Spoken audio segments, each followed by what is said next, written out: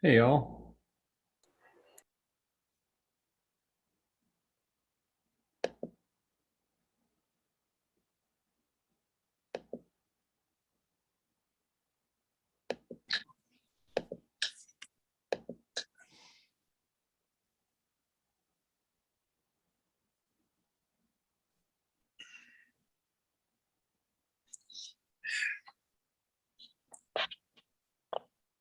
I think we're waiting on Ingrid and Shelley.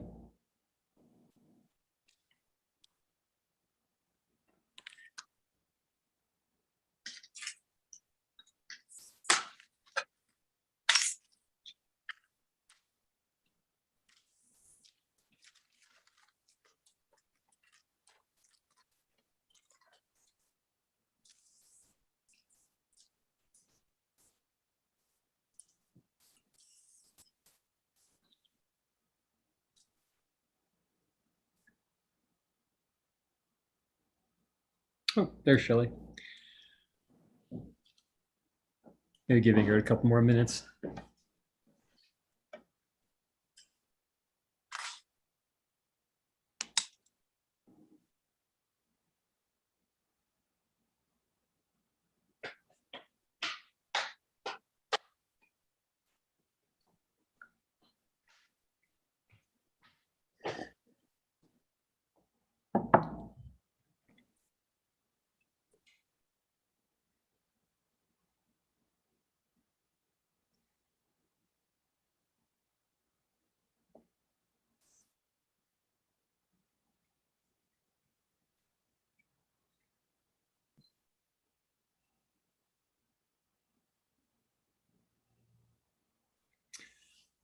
All right, let's just get started. I think Ingrid will join us when she can. So today is July 17th, 2021. We have a work session. We wanted to bring this back to council. We had a lot of questions last time. I think Keith Fredericks incorporated a lot of our suggestions, but I don't know that we know if we got a thumbs up to go ahead and put the poll in the field. I think there's been a few questions that's come up since then. So I think I know we have about an hour so we can talk about, we don't need to take the whole hour, but if we have some changes, some minor changes that we want to make to this poll, let's do it. I think we'll take a vote this evening and give clear direction. So I guess with that, Deborah, do you know if Mr. Fredericks is able to join us at all?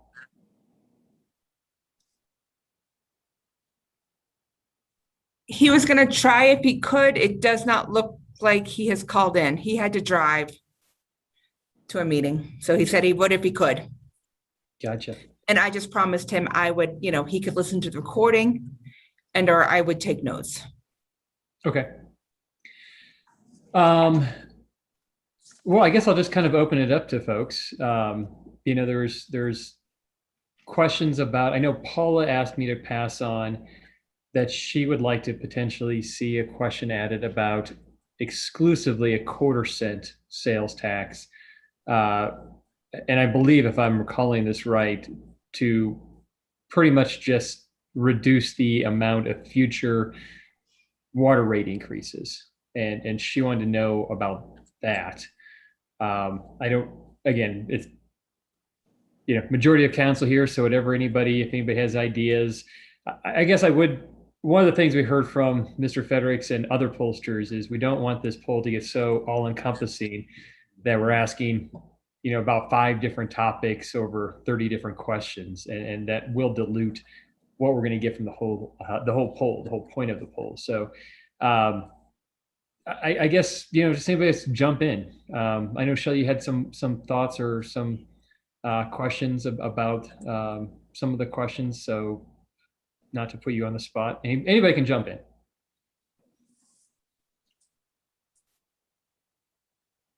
Yeah, and I need a couple minutes. I just got an email at 4 with the updated questions and the poll stuff. So just taking a look at that quick.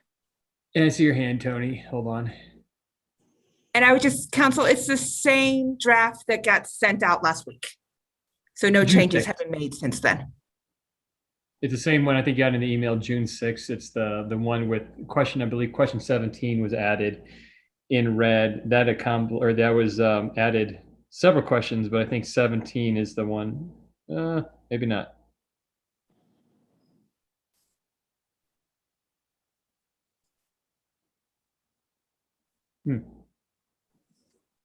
Go ahead, Tony. Thank you. I'm going to just listen. It's not my intent, Mr. Mayor, to be disruptive of this process. I think I've made my position publicly pretty clear. I know you disagree, Jonathan, but this is clearly a push poll. The only poll that we need is you put it on the ballot and then see if the voters support a tax or not. I understand why you're doing it. I don't support it, but I'm happy to listen. Thank you. Thanks, Tony.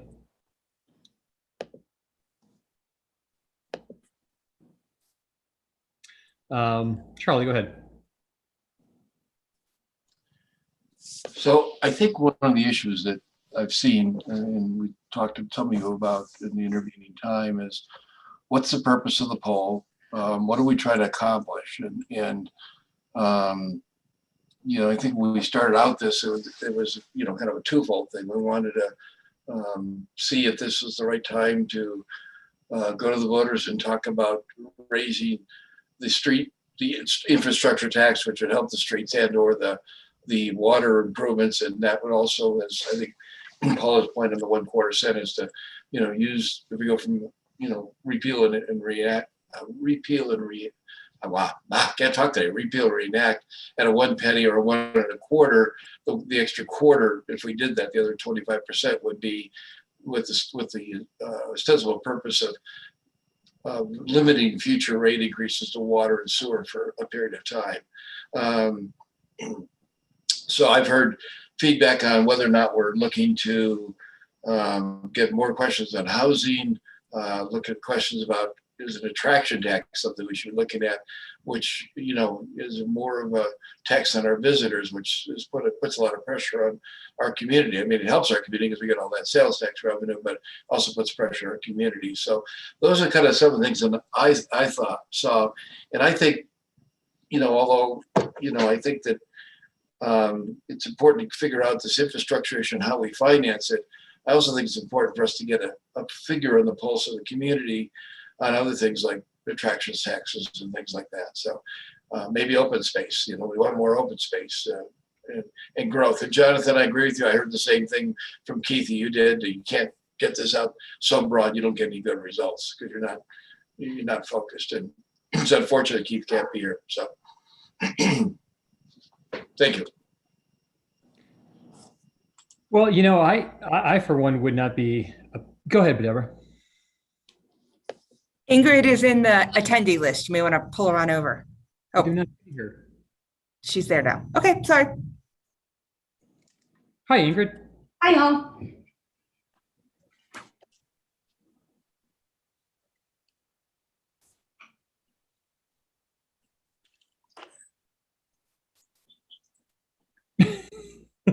Okay. Should I be saying something like a? Yes, it's your turn. Oh, I missed all of that. Great. Well, I'll just summarize real quick. We're just talking about why we're back here, trying to tighten up this poll so we feel more comfortable putting it out in the community. If there's a couple items that we want to ask additionally, if there's some things we might want to take off.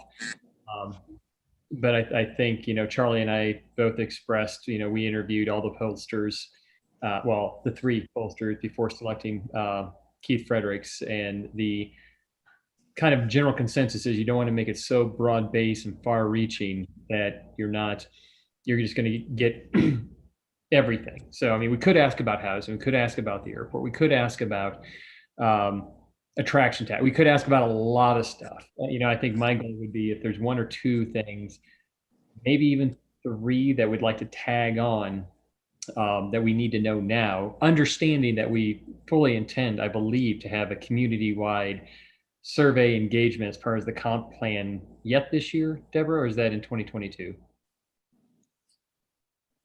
mean, we're starting the process, I believe, this year. I think we're working on the RFQ to go out. I don't know if I can tell you off the top of my head when you'll have those survey results back, but So that's kind of where we are, and I'm just looking, I think we're looking for feedback so we can get a poll that is a little better than we have now, so we feel comfortable putting it out, or in the alternative, we scrap the whole thing, eat the 17,000, and live to fight another day.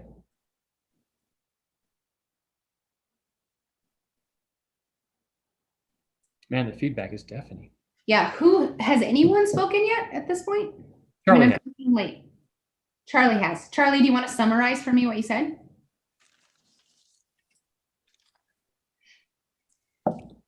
Jonathan just did. Is do we want to expand this? Do we want to get, more issues in there, and how far can we go and still make it a valid poll?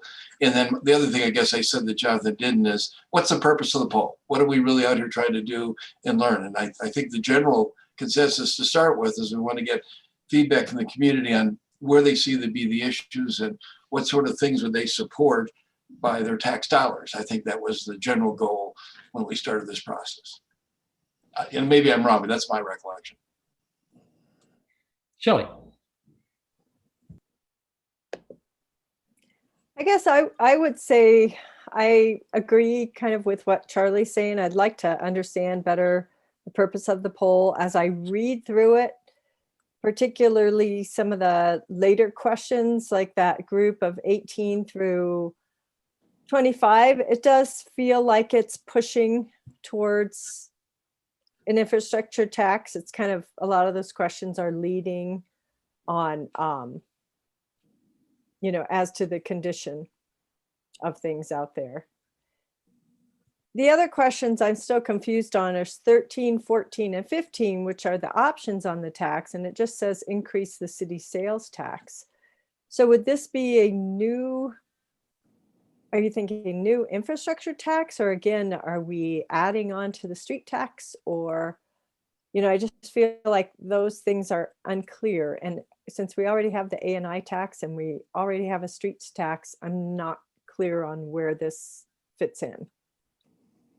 So those are my comments. I would like to see us expand it to be more of a general poll because, my feeling, I'm kind of with Tony, I don't feel like this is the time to put in infrastructure tax to the voters in November. We're just coming out of a pandemic. People are kind of reeling from that still. And now we have all these growth impacts going on. So I think and we've just raised the water rates a lot. So it's a tough time to put an ask like that on. Whereas I think with, it might be easier in the near term future to consider an attractions tax or an increase in the lodging tax, because we're having a lot of impacts right now on visitors on our community. So that's where I'm at. And I would just say, and thanks for that, Shelley. And I think the idea is, we've been talking about for 2 months, is to find out where the community is in relation, so that we don't have to worry about if we feel it's a good time or not. We're simply asking the community what they feel about it.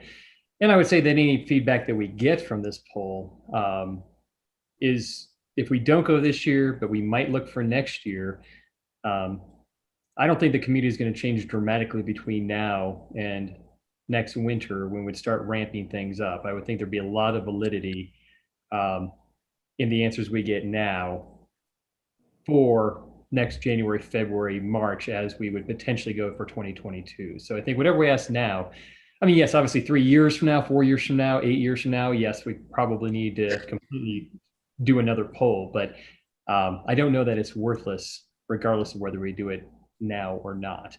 I'd also say that, to your thing about the coming out of a pandemic, Grand Junction did a tax during the middle of a pandemic. Colorado River District passed in some of those conservative counties in the state of Colorado in the middle of a pandemic as well. So this is the purpose of the poll, to find out what people think, not necessarily what we think. I think that's why I'm kind of interested in knowing. Right. And I understand that, just to to counter that, I understand and I can agree with that, but this poll is very focused on just the streets and infrastructure. So it's not giving us answers to some of those broader questions. Well, and Ingrid, go ahead, but I think this is why we're talking is, do we want to include a couple extra questions? Go ahead, Ingrid. So I'm gonna, to segue just on your last comment, Jonathan, and that is that if this is data that we get right now is relevant for 18 months or 2 years, then we've recently, and this probably is in agreement with Councilor Hershey, is that we've recently done a poll, and that poll said to us that the community was not receptive to this. So I'm a little hesitant to ask that same question. So what I would like to see is a little more along the lines of Shelley, and that is that we get a more general, broad understanding of where the community is. We maybe pull back the reins a little bit on the subject of infrastructure, and we definitely, in my opinion, we remove question 18 through 25, because I feel like that is, of all of it, it definitely is trying to, it just really gets to a pinpoint of focus, and I would like it to be more broad. Touching on Shelley's comment about the attractions tax, I would love that real-time data, because I think that would give us direction. That's not something that we asked in an election 2 years ago. So knowing where the community, and right now, like you said, just the impact that tourism is having on our community, how are we keeping balance with that? And what do our constituents feel like would be appropriate for them to see from that community supporting the impact that they make here? So I would love to see, would you be more supportive of an attractions tax or more supportive of an infrastructure tax, and just questions like that. So I think if we removed the tail end questions, it gives us an opportunity to ask more pointed questions. Once again, if we don't have a definitive time frame on that comp plan, we definitely don't know prior to this election where people are with regard to the airport. So maybe now is a good time to ask a question about that. So that's kind of a synopsis of where I am with it. Okay, Steve Davis. Yeah, I would like to see some more general questions. I think not having a single mention in here about the airport is short-sighted. I mean, that is the gorilla in the room, or the elephant in the room, I guess. That there's nothing in here about parks. There's nothing in here about maintenance around the city and how do you feel about it. And I think we ought to talk about, an attractions tax. How do you feel about that? To me, an attractions tax doesn't build infrastructure. An attractions tax keeps up with the impacts that we take from those attractions. So that's just me. I think, whether you have anything on the ballot or not, like Tony says, this is a push-pull thing. I think it's regardless. I think it's always great to reach out to the community and try to see what the community, how they feel. I don't really think we ever get a sense of that in council. You get a few public comments and it's typically kind of the same people. I get the same emails from the same half dozen people all the time. And I know how that half dozen feels, but I'd really like to know how, short of going out and knocking on every door, and I'd like to know how everybody else feels that isn't so apt to come into a Zoom meeting or call us on the phone or email us. That's me. So it sounds like there's support to add a question about the airport and an attraction tax. Can you see some head nods about that, or any disagreement? Shelley, you good with that? I'm good with that, but I also heard, Ingrid and I both speak about removing questions 18 through 25, just, kind of undoing that focus on trying to push for an infrastructure tax. I guess I feel like with Steve, if we're going to go with a more general poll, we really should be kind of objectively polling the community on what their priorities are. Well, and again, I want to be careful because, and we're obviously allowed to change our mind, but 2 months ago we were talking about this in light of our infrastructure needs and the recent increase in water rates, and if we could figure out a way to help the sales tax, that's paid by 7% of other people, pay for some of our future water rate increases. So that's what it originally started out as. I think if we're going to morph into 10 extra questions about a wide ranging thing, what we're really talking about is the community survey and the comp plan. And so I guess getting back to, I'm okay with getting rid of like 18 through 24. I think Paula specifically would like to keep on question 25 because that does address the water rate increase. And we could possibly word it different, but I guess I'm fine with 18 through 24 coming off. Go ahead, Charlie.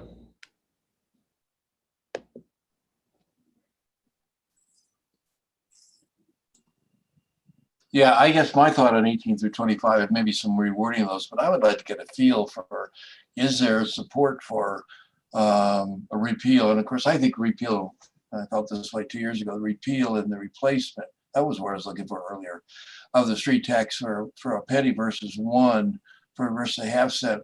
I'd like to see a feel for that. And then I agree with kind of Paula's concept that if they want to pay another quarter-cent in sales tax, which, shares that burden with our visitors, and we can keep water rates from increasing in the future, I think that would be something we should know. So it may be rewording those questions, but I tend to think there's some value to those questions. Well, and Charlie, question 15 says, repeal the half-cent sales tax passed in 2016 and replace it with a 1 cent sales tax increase. I think he changed that because it was in 2006. It's 2005 now. Right. I saw a more recent one says 2005. Right. So I think we have. Do you feel? Let me ask that. Do you think with that question, did we have that repeal and replace or language that you were looking for? Yeah, that's kind of what I'm thinking of that. And then maybe another question: would you also support increasing it by a repeal and 1/4 or 1.25% if that would keep the water rates from increasing or reduce the increases in water rate in the future? I don't think we want to say prevent it because we never can make that promise. It just isn't possible. So.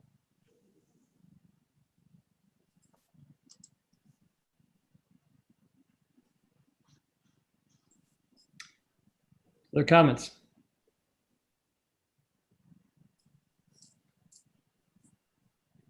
So Charlie, were you supportive of keeping 18 through 25 on, but just rewording them?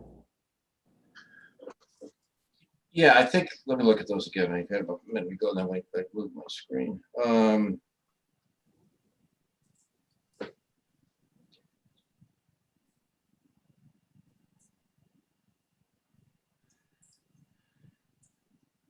Yeah, that's it. I think some rewording. I mean, I understand it sounds like a push pull, and I appreciate. And if we're going to go for the tax, that's what you do, and it'd be like that. But if if we're not, then we shouldn't have that there. But maybe, do you agree that, like in 24, do you agree that we have more drug conditions and that it's increasing our cost to improve and satisfy our water system? And one of the things we haven't talked about since the Grizzly Creek fire too much is, do we have a need to increase our water rights? I know we had a conversation earlier in my first term, I think Carl brought up something about some place where we might be able to get some other water rights or some things in the works. So we may want to talk about that in a public session, but should we be looking at other water rights in the event that, this year, for instance, there's not enough snow and our water isn't good. We don't have no water coming off of Grizzly No Name. So that's going to be expensive. So anyways, that's, I guess, long answer to short question. Yeah, I think we should reword those. Yeah, I see like number 22, the infrastructure package will include new and upgraded recreational trails. That doesn't feel push-pull to me. That just seems to be saying, if you support a tax, do you also support it going towards trails? I don't see that as a push-pull. And let me just address real quick. We keep throwing out the word push-pull, but a push-pull is not this. A push-pull is not 300 respondents, hopefully in a city of 10 to 11,000, 12,000 potentially people. A push poll is you would try to get it out to literally every single voter and ask questions like, don't you think that Councillor Wusso is in way over her head? Or don't you think that Councillor Davis really needs to wear a different shirt every once in a while? I mean, Careful. I'm treading lightly. But those are classic push polls. The classic push poll is you try to get as many people just to dispel what a push poll is and what is not. I mean, these are message testing to find out what's, and we can reword it absolutely, but a classic push poll is you try to get every single voter you can to go out there and say, did you know that Senator McCain, and this was a classic push poll in, I believe, 2000, is the father of a black baby? That was a push poll. How do you feel about that when they polled in South Carolina because they're tapping into Republican voters' racist tendencies? So that's not what this is. So I think we should be careful about the use of the terminology push poll, because message testing is not a push poll. No matter how many times Councilor Hershey would like to claim it's a push poll, it's absolutely not. And I think people should become more familiar with what a push poll actually is. Go ahead, Ingrid. Well, I just wanted to mention that thus far, I think you're the one using the term the most often this evening. That was my counter to saying I'm in over my head. So now, like, I've totally leveled the playing field there. And then I also wanted to say that I think that really, my apprehension in the questions 18 to 25 is that they're attempting to create an emotive response. And the reality is I don't want an emotive response. I want real-time data that doesn't try to sway someone to maybe feel a certain way in order to give data and a response. And so my goal is straight up, how do you feel about an infrastructure tax? How do you feel about an attractions tax? Versus me using jargon that kind of like creates a response. Or perpetuates one. So just so we're clear, that's why I think that those questions should not be included. Gotcha. And I don't think you're in over. I guess that's why I think they should be reworded. So. Oh man, I think they're way. Guys, we're good there. I'm sorry, Charlie. I interject without raising my hand. I apologize. That's why I think that the questions are not the way they're worded, but the information that's being sought is what I think we need.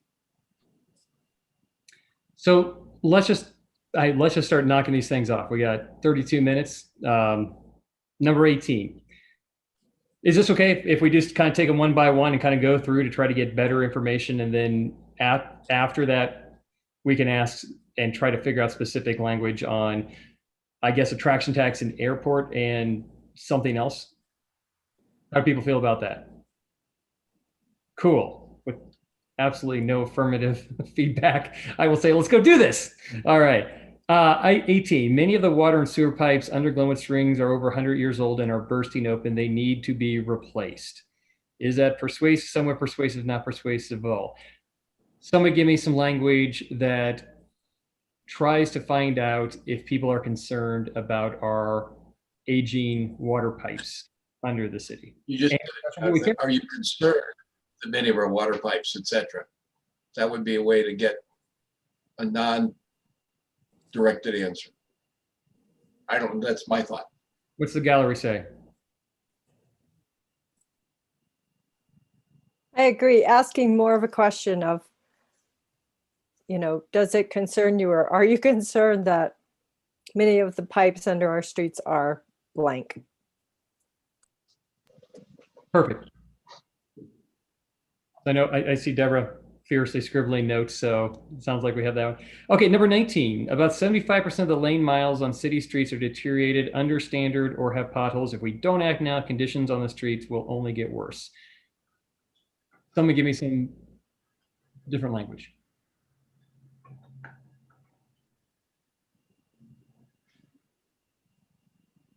I'm having a hard time with this because I'm not a pollster, and I think posters know what they're doing, so I'm going to refrain from trying to edit too much, but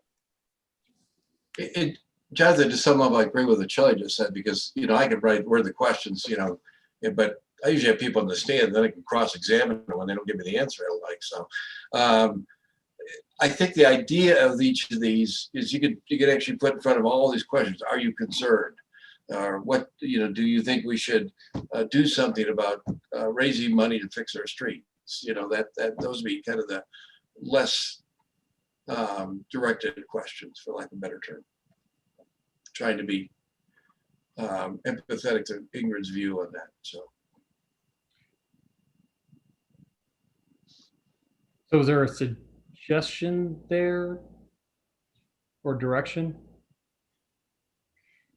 Well, I'm going to just throw it out that I think that our time is maybe better spent away from this. Just somebody can take a stab at it and maybe revise these and then throw them back in front of us. And I would be comfortable probably. I think we all get the general, just from those 3 examples, we're getting kind of a general sense of what we would prefer to see. So how about what I'm concerned about is that we kind of pitch it back to Keith Fredericks. He does his best, sends it back out to us, and then we all have different things we'd like or don't like about what he did or didn't do. And then we're back here in 2 weeks refining it again. I mean, we've been talking about it a lot. So do we feel comfortable with the direction we've given for Mr. Fredericks to do this and send it out? And then just maybe comment by email, or how do folks feel about that? Deborah, can I ask you, as I know you're not disinterested, but as maybe more of an objective view, do you think you're getting a sense of what we're talking about? You can talk to Keith about that? Yes. So that may answer your question, John. Yeah, that takes a lot of pressure off us, I think. As far as direction go, do we feel comfortable with Deborah and I would say I throw Carl in there because I think Carl's had a lot of experience with this, not to create more work for you, Carl, or throw you farther under the bus, but do we all feel comfortable with our city attorney and city manager working with our pollster to de-energize, I guess, these questions? Yeah, if I may, Mr. Mayor, I think what I'm hearing is that there are some particular areas that you guys really want to explore to get community opinion on. And if I heard those correctly, they probably fall into 2 or 3 buckets. Those questions that are up above, kind of like general sense stuff, but then also where people are at around like an attractions tax potentially. Maybe where they're at around the water system and concerns regarding drought and drought response. Am I hearing that correctly from you guys? Because I guess what I'd like to do is make sure that we have the subject matter areas that you're interested in getting information. And I think that would help Deborah and I go back to the polling company to try to refine this to be to provide that real-time data that Ingrid was talking about. And one of the things tied to that, Carl, I think a little bit is workforce housing. I think that was one of the, because I think attraction tax could be something that we need a lot of things that would help, but that might be another thing that we might be able to use that money to help develop affordable housing, which may get the H Street crossing off at Dead Center, because we have a funding source so we can start doing some work there. Well, we do have questions 4 through 11, where we do talk about number 10. do you feel positive, very positive, neutral, or negative on number 10, having affordable housing? Might I suggest that we amend that to have enough affordable housing or more, some quantifier? I would rather call it workforce housing. I think it has Yeah. a different connotation. Sure. I would too. Is it okay that we put The in? other, Go ahead, Shelley. go ahead. Nope. No, I was just going to comment on Charlie's and what Carl put out. I don't know if this is doing up another tax measure or if it's just to have a more general question about having visitors kind of either fees or taxes on visitors to help offset the impacts to the city, that kind of thing. I think a question. You know, whether it's workforce housing, additional traffic, those kind of things. Yeah, and I think that question, something simple as all businesses, and maybe this is too leading, I don't know, so I'm very open, but like all businesses, including attractions and services, goods and services, should pay the same city sales tax as everybody else. Because right now, attractions are exempt from our city sales tax. And so that's asking it because the average person doesn't know what an attraction tax is. They don't know that language. So what are we trying to get from the respondent without having to go into a 3 or 4 minute explanation about what attractions are, what they don't pay, what they do pay. So I think having broad based enough to say, just out of fairness, do you think everybody should pay the same sales tax rate? But that's a whole different question because that gets into the number and the level, which we haven't even gone there yet. So I think I would say way 7 or 4.5 or 3/4. I would just say the same because right now they pay 0. And I don't know. I just don't think people know what attractions are. okay. But will we ask it in a way that people will think that they're asked to pay extra? Go ahead, Ingrid. I don't always know. Gosh, I'm going to get labeled tonight, but I don't think people always know what an infrastructure tax is either.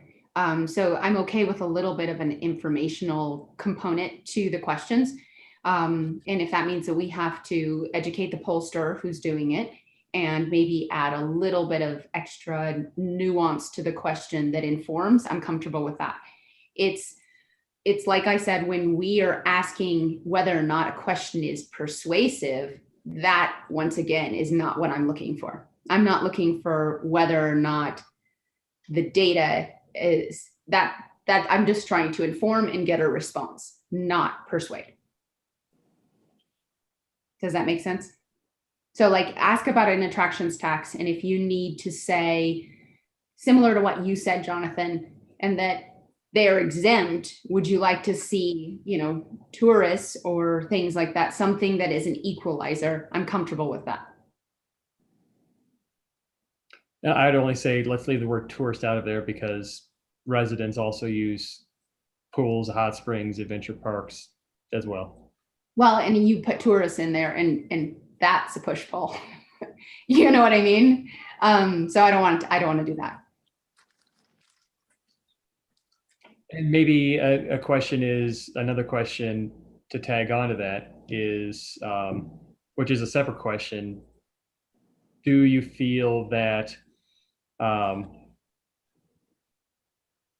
I guess it would be tourists. I'm trying to get around the word tourist because I hear what you're saying, Ingrid. But well, I think we could just say something like those who utilize these amenities such as X, Y, and Z. Well, no, I was thinking I would say we could just say users or patrons or whatever, but I'm going with like the lodging tax. Right. I don't know how to say, do you feel that tourists or visitors maybe are, right now the sales lodging tax is I think 2% or 2.25. Do you feel that could be doubled or tripled or whatever? I don't know how to ask that, but I think we've had conversations about is there a willingness to double that? Knowing that we see, what we see with other communities. Yeah, I think maybe, if I may, Jonathan, I think that's one of those that maybe we can work with the polling company on, because I can see where it may be a little bit like, I've got to scroll up to it here, the early agree, disagree, strongly agree kind of questions, and you just need a little bit of intro regarding how, where the revenue streams in the city come from. And that's just an explanation of the city sales tax is X percent, the lodging tax is Y percent. Based on this information, do you agree, disagree, strongly, and you have some concepts that relate to that. Before I forget it, I think we also need to examine, we're talking about 18 through 24, but I think we also probably need to take off 16 and 17 because that's the negative question as well.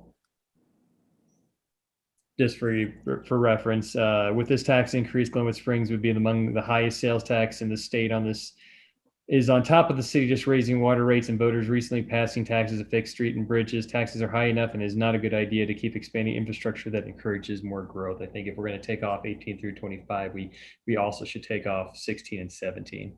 I mean, I think, as I understand council's intent is this is to be informational, and not so much message testing or negativity testing. It's really trying to get a baseline information to help understand where the community is at on a variety of issues. I think that's fair. I would also say, like, the airport probably needs 2 questions. One, at least in my mind, and then I'll pitch it out to everybody, mostly Ingrid to tear me apart. But one, would you like to see the airport kept in its current condition, or, and I don't know, maybe this is 3 questions, or put potentially to a higher public use? That's one idea. It's probably 2 questions. And then the other one is, if you would like to see the airport in its current condition, would you be willing to tax yourselves to maintain the airport? And I don't know, it's that idea that we were talking about 2 or 3 months ago when we were talking about this, $6 million plus tunnel. If the citizens want a $6 million plus tunnel, then how do we find out if people like the airport enough to actually pay $6 million? I don't know how to get at that, and I'm okay with Carl and Deborah in the. I know Carl and Deborah will understand the issue enough to inform Keith Fredericks about what we're trying to get at. But what are people's thoughts on asking those questions in that way?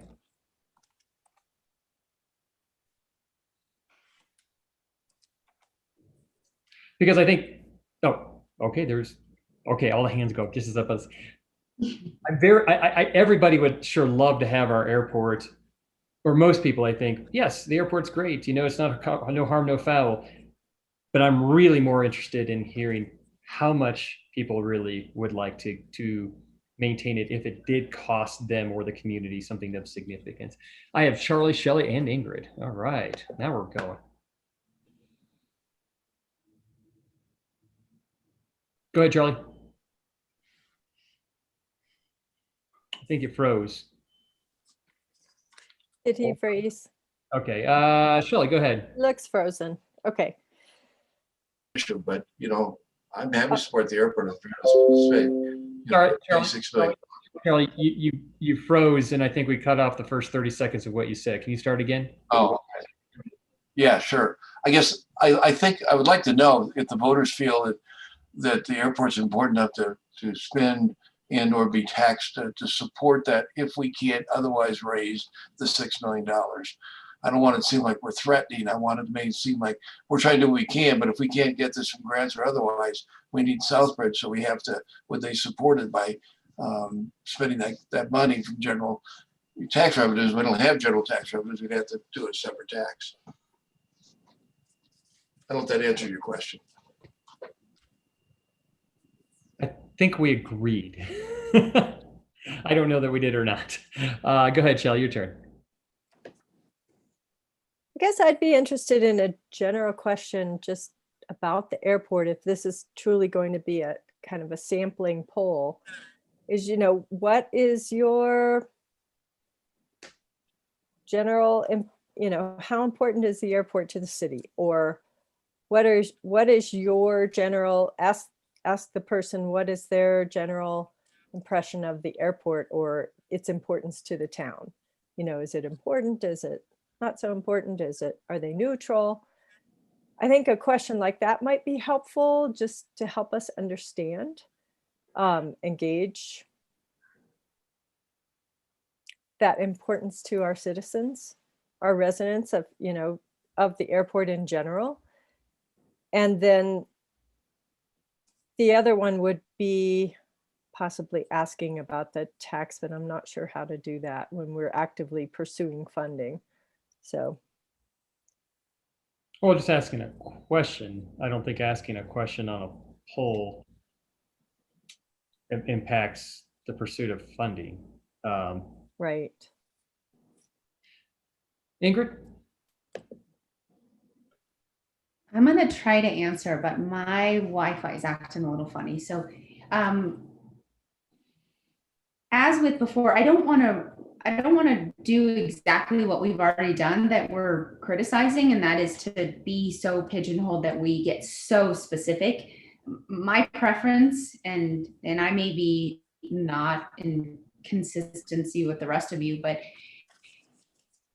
can we just put out some general feedback to the pollster, to Deborah, to Carl, and say, we'd like to see questions about this that would help us better understand these components, instead of us being so definitive right now.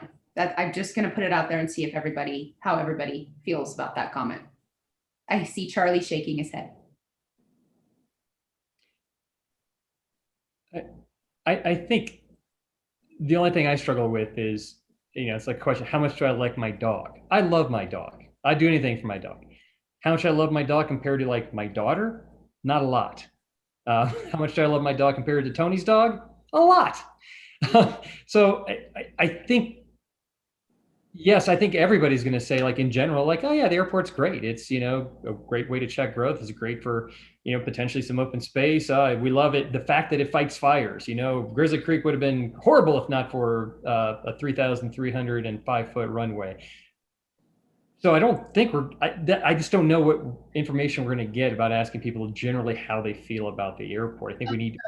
I think you misunderstood. I'm not saying that I want to just ask such big general questions. I'm saying let's ask specific questions, but let's not us wordsmith it to death right now. I'm saying maybe we can give direction to these guys to get a better direction for us.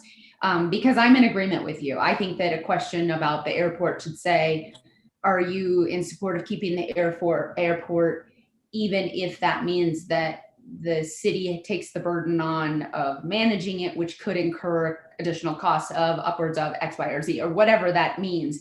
But I think that we have city staff and a pollster that we have hired at this point who has the skill set to come up with these questions. That's just my feedback. All right. I like when we agree. Councilor Davis. I just want to know if the citizens are okay with us spending millions of dollars of tax revenue to operate and maintain the airport. Period. And that's what I need to know. Are they okay with that or not? I don't care if they like the airport or they don't like the airport. Are you okay to divert millions of dollars into a fund to support the airport? Because it's not sustainable the way it is being operated currently.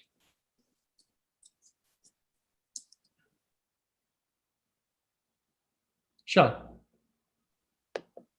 And I agree with both of those last comments from Steve and Ingrid. I think too, the more I think of it, if we're going to get into general questions about the city, I think those are better left for our work on the comprehensive plan. And we wait on those to get into more general things. So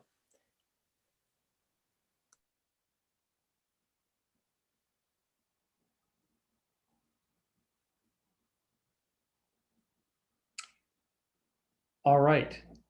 So, any other topics we'd like to see examined? Or things on the current survey that we would want to have worded differently?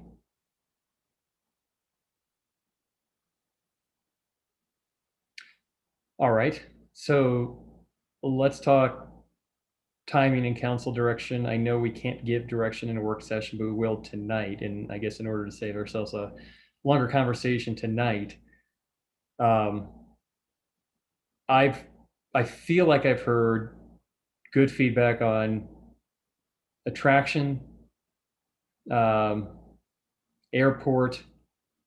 Let's take off questions or heavily modify questions 16 through 24.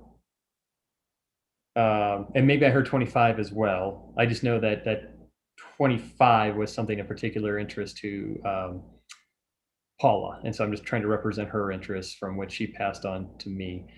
And I thought I heard that we feel comfortable with Deborah and Carl talking with Keith Frederick to execute this.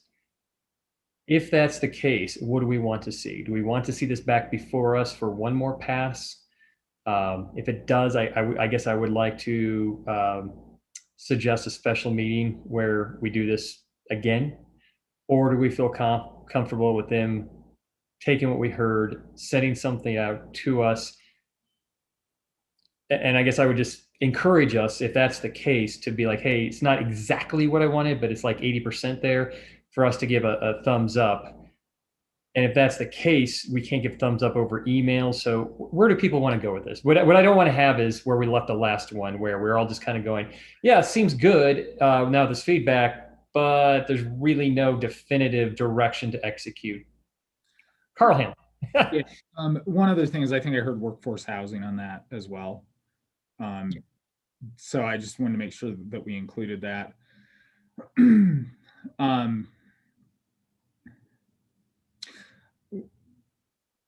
What if I'm going to suggest just kind of pull it into a different mix of people on that final pass, if maybe we add or ask like Ingrid and Steve to be the final stamp on that, or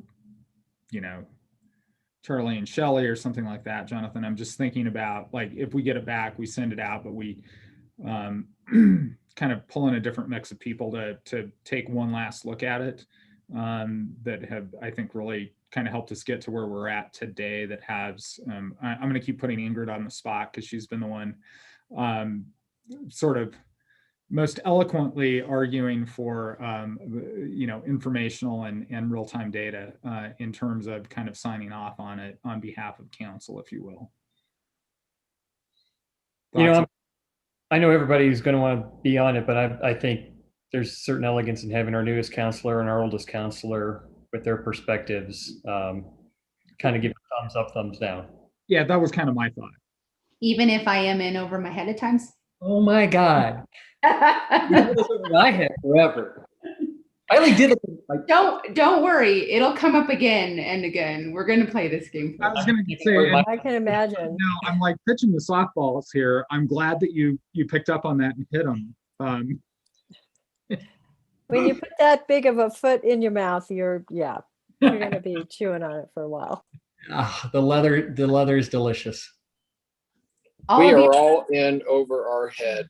That's why we need the public's help with this poll. It's true, but all of you now are thinking, poor Ingrid's husband. He never gets to say anything. All right, so is that direction enough? And I guess, can Ingrid and Steve and Deborah and Carl commit to working with Keith and getting something out in the field by what date? Well, and I think what we want to do is you do have an action item tonight. I would love, you guys can kind of think about that date between now and the meeting over our break. I think it'd be great to have a motion that, that if that's the direction council wants to go after reflection of an hour, put that in a motion tonight, so there's clear direction about how we're going to proceed on this.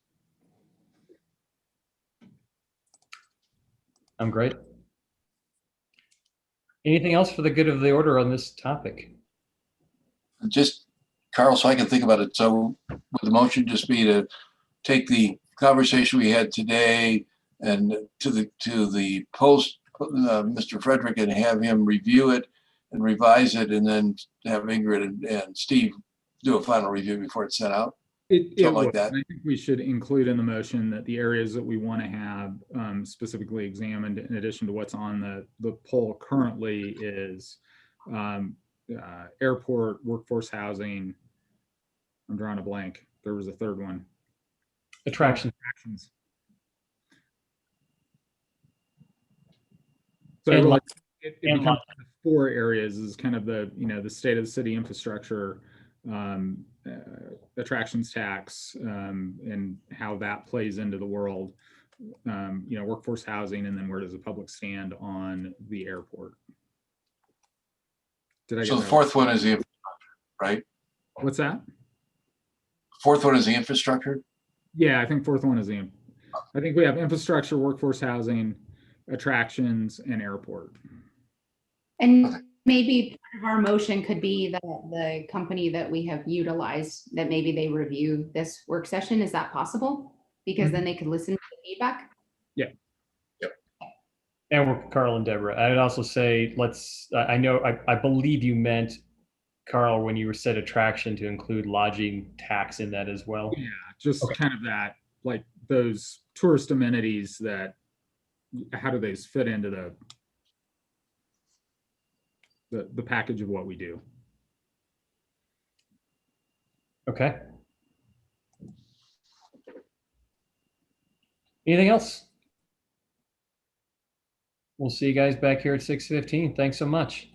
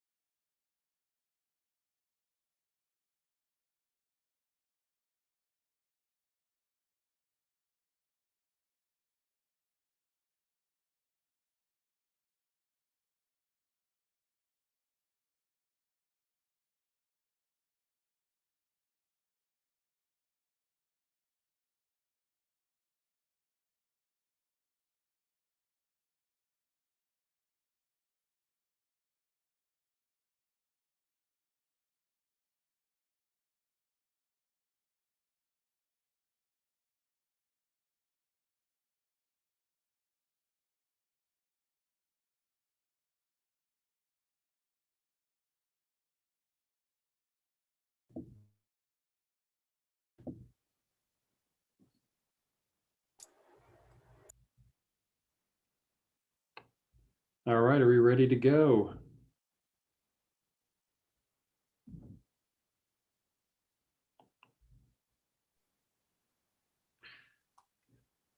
All right, it's 6:15. It is Thursday, June 17th. This is the second city council meeting of the month. Ryan, let's take roll. All right, Mayor Godis, Here. Mayor Pro Tem Willman, I be present. good deal. Counselor Kaup, Here, Counselor Hershey, Here, Counselor Russo, Here. Counselor Stepp, not here. and Counselor Davis. Here. All right, we have a quorum. All right, I'll lead us in the Pledge of Allegiance. I pledge allegiance to the flag of the United States of America and to the republic for which it stands, one nation, under God, indivisible, with liberty and justice for all. All right, agenda changes and conflicts. Are there any agenda changes or conflicts for this evening? Councilor Hershey. I'm requesting that item C be removed from the consent agenda, please, for a vote. Okay, I'm great with that. Anything else? Let's put that as our first agenda item then, if that's okay with everybody. Any conflicts of interest on tonight's agenda? All right, seeing none. We'll move on to citizens appearing before council. These are for items not appearing on the agenda.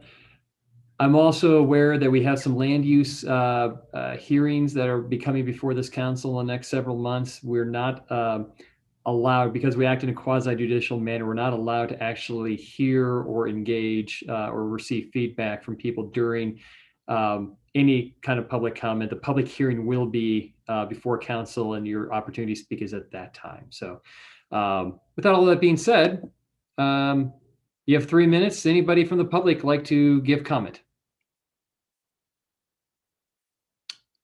Janelle,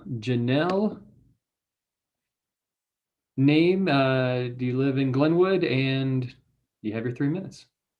Hi, can you guys hear me? We can, yes. Hi, my name is Janelle. I live in downtown Glenwood on Cooper. I've been a local for 7 years now. I just graduated from Colorado Mountain College. So I just wanted to bring up the idea of Highway 82 and improving safety and traffic flow. According to Colorado Parks and Wildlife, Highway 82 is a high-risk area for wildlife vehicle collisions. The Valley Base is actually elk summer range, and there is also a known natural migration corridor that is in basalt that intersects with Highway 82. In order to improve safety and traffic flow on Highway 82, that can be accomplished by building a wildlife corridor. The overpasses are pretty expensive. It's about 2.5 million just for the overpass. However, stacked against the millions spent each year in damages, the projects pale in comparison, and the benefits are innumerable. These corridors also aid in conservation of species, ecosystem function, and services that we depend on here in Colorado. We rely on the movement of wildlife for quality of wilderness and species diversity, which is what we pride ourselves on here.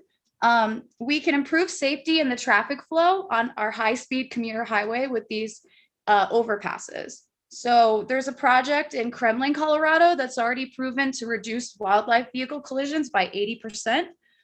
We could better use our emergency assistance services for other needs in the valley, like wildfires and things like that, and from having to clear accidents from the roadways with wildlife. So I just wanted to bring that to the council's attention, and also mention that Governor Polis has actually made an executive order to make this project and these things a priority. So thank you. Thanks so much, Janelle. Really appreciate that. Is there anybody else from the public who would like to give public comment?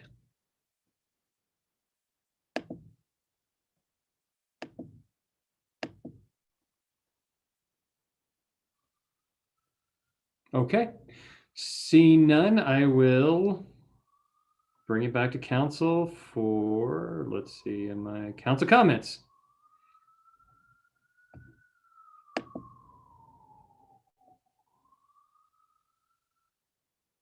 Okay. Seeing none, I guess I'll give mine today. I was invited to participate with the bill signing, Senate Bill 260, and it's the $5 billion plus road and funding. Finally getting some money into our roads and infrastructure. That was over by Floyd Hill at the bottom where the Kermit's, that biker bar that's always been there, by their strip mine. And it's a real honor to be invited. And they didn't necessarily invite me. They invited me as a representative of the city, obviously, because of a lot of the hard work on the Main Street projects that Deborah and Brian and Carl and staff have all, and Jen and Matt Nunez. I'm missing people all the time. I start mentioning anybody's names, but we have a really good relationship with CDOT. They're really excited about the things we're doing. And I think that's why Glenwood Springs was asked to participate in that. I wore my name tag. I always forget my name tag, but I wore my name tag, and I had, I'm not exaggerating, 5 people come up to me, see my name and Glenwood Springs and say, I love Glenwood Springs. We stop there, and then they would name all the stuff they do. We love your downtown.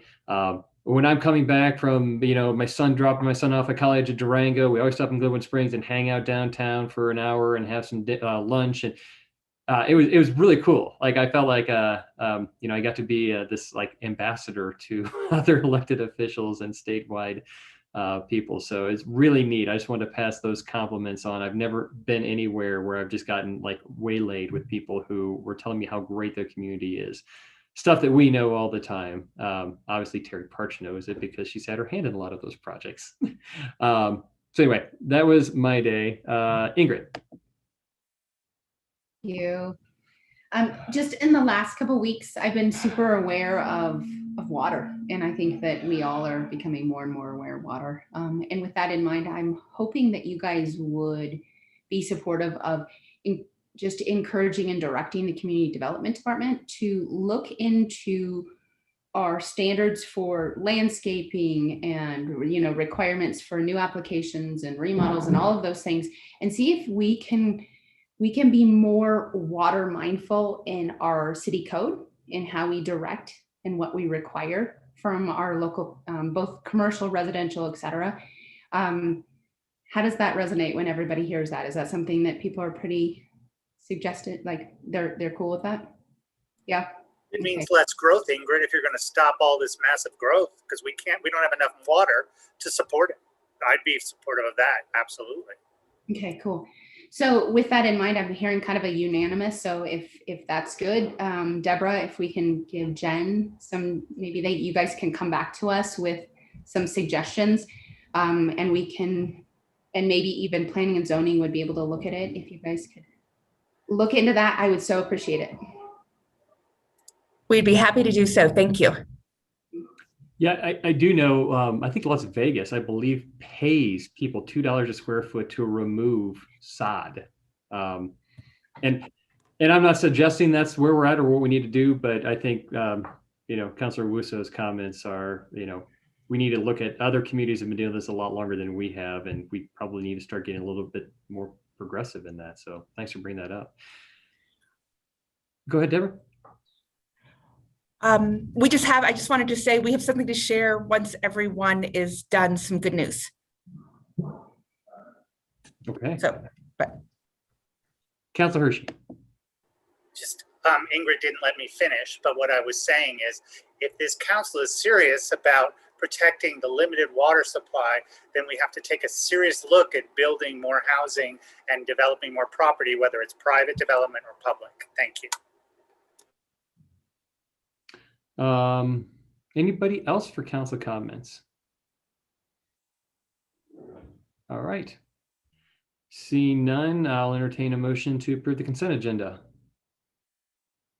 Oh, nope, I won't, because Deborah just told me she has some good news to share. Could you bring Bree over? Sorry, it's been a long day already.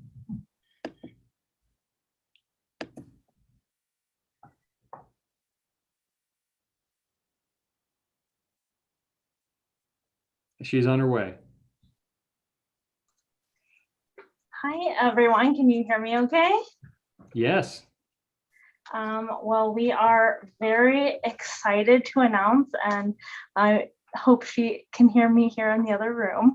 But the city of Glenwood Springs was recognized by a very prestigious award recently for our audit from pulling it up from the Government Finance Officers Association Certificate of Achievement for Excellence in Financial Reporting for our comprehensive annual financial report for the fiscal year ended December 2019. And we are very thrilled to be recognized with this honor. And with that, we specifically wanted to call out and give due thank you recognition to our finance director, who Yvette Guzad, and I hope I'm saying that right, who is just a tour de force that really helped to lead that. And so thank you and congratulations. And that's our good news. This is just a ton of work that Yvette does every year. I think we've gotten this award for the last couple of years. It's a real honor, and it should let our public know that their financial reporting is in very good hands with Yvette. Fantastic. Thanks, Yvette, and everyone else in the finance.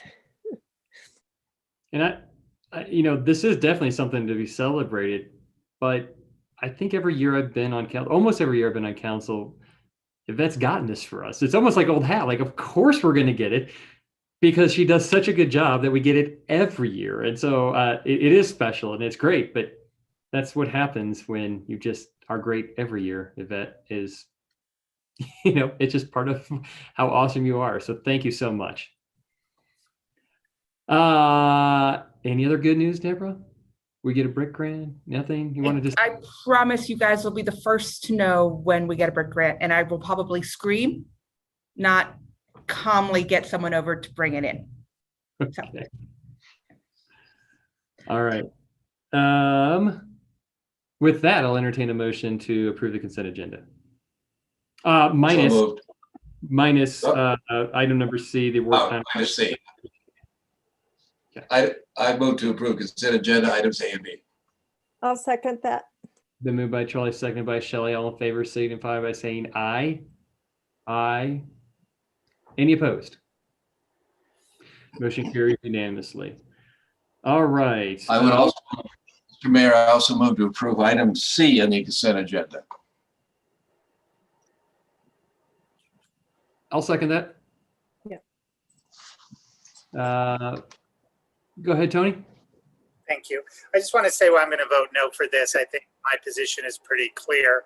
I do think that private businesses near there should be significantly helping out. I know what this is, the beginning of a plan, and there may even be some public or some grants. I just don't think that we should be concentrating on improving 6th Street and creating another 7th Street when we can't even maintain the streets that we have. So I'm going to be voting no for this. Thank you. Tony, Charlie? Yeah, I guess my comments, contrary to what Tony's are, is this is a good expenditure of funds. The original thought on how much these engineering costs are going to be, we're in the 150 to 200 range. Terry, you're smiling and you deserve to do so. You and Delora did a great job of bringing this thing in at under $100,000. This is the entrance to Glenwood Springs. We need to show a good face out there. This is not to the level that 7th Street was and the amount of expenditures that Councilman Hershey, and I understand why he's object to a lot of the expenditures on 7th Street, but we generate more revenue out of this and the return on the dollars is huge. So this is a great expenditure for the city and its citizens. And a great Colorado and the Hot Springs Pool. Well, and I will also say, if I don't see any other hands, that, Councilor Hershey, your comment about how the businesses should probably pay for it, I believe that they do, because the DDA is funded by a property tax a tax increment financing mechanism. So that does come directly from the businesses in downtown, and it is out of the DDA budget. So we are not able to use the DDA budget, in the budget that we approved this year for them anyway, to repair any streets in the general public, I believe. So if I'm wrong on that, somebody can correct me, but to the point that the businesses in the downtown are the ones that have funded this. Shelley, go ahead. Yep, I'd just like to say I will be supporting this. I see this also as a kind of closing out of the Grand Avenue Bridge project. We have not streetscaped 7th Street since it was literally a part of Highway 82 leading up to our bridge. And that area needs to be, dressed up and cleaned up after the bridge construction. So I think it's great to see this plan move forward. Councilor Wusso. I'm going to not reiterate everything everyone said, but I will add that one of my big goals on council is that we finish the projects that we start. And I feel like this is definitely along that vein. So it's not so much that we're starting some new project. This is just put the finishing touches on something that it's a bit overdue. So I really appreciate seeing this. So thank you. Okay, we have a motion and a second. All those in favor signify by saying aye or raising your hand. Aye. All opposed? No. Motion carries 5-1. All right, next item on the agenda is the South Midland update. Do I need to promote Terry, or does Deborah need to promote Terry? No, Ryan. I need to promote Ryan. Deborah just needs to get a better internet connection. Having some technical difficulties today. I can't bring the council up meeting up on my own computer. So Ryan and Kathleen will.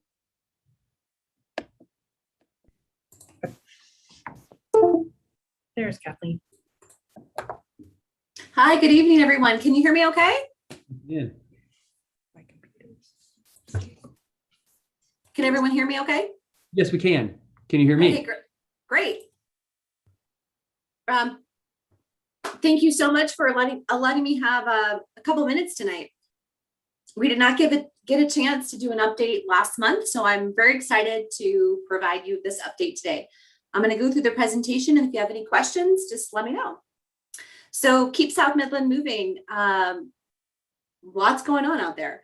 We're going to talk about summer construction hours, pedestrian detour that's in place right now, then a lane shift or narrower lanes that are going to be coming up, and utility work and notifications that have happened in the area.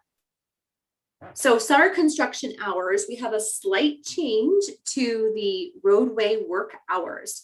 This actually did not come from the project team. It was a request that came from our CCC, our Community Communications Coalition Committee.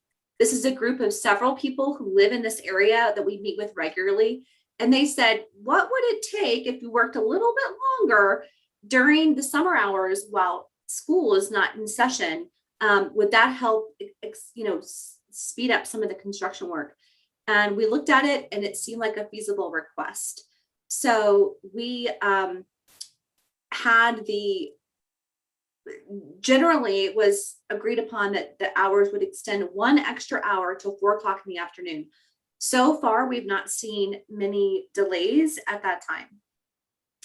The weekend work and lane closure works will continue on Saturdays and Sundays from 7 a.m. to 7 p.m. We get a lot of questions from people from the public. Is there Saturday work? Is there Sunday work?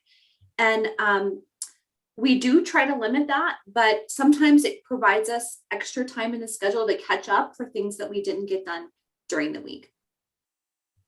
So right now, there is a pedestrian detour that is in place temporarily from now until the beginning of school start. And it just, I'll show you another map here in just a second. So there's a sidewalk closure, and the sidewalk is going to be completely rebuilt in this area. I don't know if you can see my cursor, but from the yellow area to the yellow area, the sidewalk will be completely reworked, and the pedestrian and cyclists will be detoured onto Atkinson Trail and through Park West neighborhood. So this is the new detour map that we're getting out, some publicity out right now. And it is for cyclists and pedestrians in the area. Where the cones are or where we have a closed sidewalk in this area. So we're routing people on the Atkinson Trail and through the Park West neighborhood. And that is strictly because we're working on this area on South Midland at these intersections, improving the sidewalk in this area. Next on the deck is our narrow, what we're calling our narrow lane shifts and change to traffic pattern. So essentially what's happening is a lot of the work right now is happening on the west side of South Midland with the Rockfall work. Work will be moving soon to the east side of South Midland, which is going to require a configuration change or a lane closure configuration change beginning June 28th. So South Midland will narrow. The road closure is going to narrow a little bit to 10 feet. The reason for that is that we need a little bit more room to do work, and the work is shifting. So to the motorist, basically the same thing is happening. There will be flaggers in the area, but what's changed is that the traffic configuration will change just very slightly. And that's happening June 28th. You might not even notice a difference, but we wanted to let you know that's happening. We have a coordinated effort to make sure that any wide loads know that that 10 feet width restriction is coming up. This is the lane shift area that I have on this map here. And that is primarily where the work is going to be changing from the west side to the east side. This little dot I have over here on the left-hand side of the screen is just a very minor closure in the Atkinson Trail at this location for utility work that needs to be done. Tomorrow, we're going to be installing some signage along the trail that's going to let people know on Tuesday of next week that trail at that area is going to be closed because we need to pour some concrete over the new storm drain area. And these are new maps we've created for the project too, because we have a lot of ramp up work that's happening in this area. So this is a new base map we have for the map that we're going to be continuing to use. Lots of utility work is happening. Storm sewer, electric work is coming up on Old Cardiff area, new water lines, some tree trimming is happening in the area as well. This is a picture of some deep utility work that's happening in the area. I cannot emphasize enough the amount of work that's happening simultaneously on South Midland. And it's impressive, but also, you know, we want to just thank the public for their patience, because while the work that's happening is very impressive, in order to do that, you know, there's a lot of coordination, and you know, the traffic is pretty much what we anticipated. We're trying to, you know, keep to those 5-minute delays, but there's a lot of work, you know, there's a lot of heavy equipment in the area. So with all of the utility work and the notifications that affect the direct neighbors, we have advanced notifications to residents prior to the activity. So it's a little bit old school. We're putting a sign up on residences when we know that we're going to be in their area and going to be doing specific work in that area. This is an area you may be familiar with if you've lived here a long time. This is the Haycock's Wall.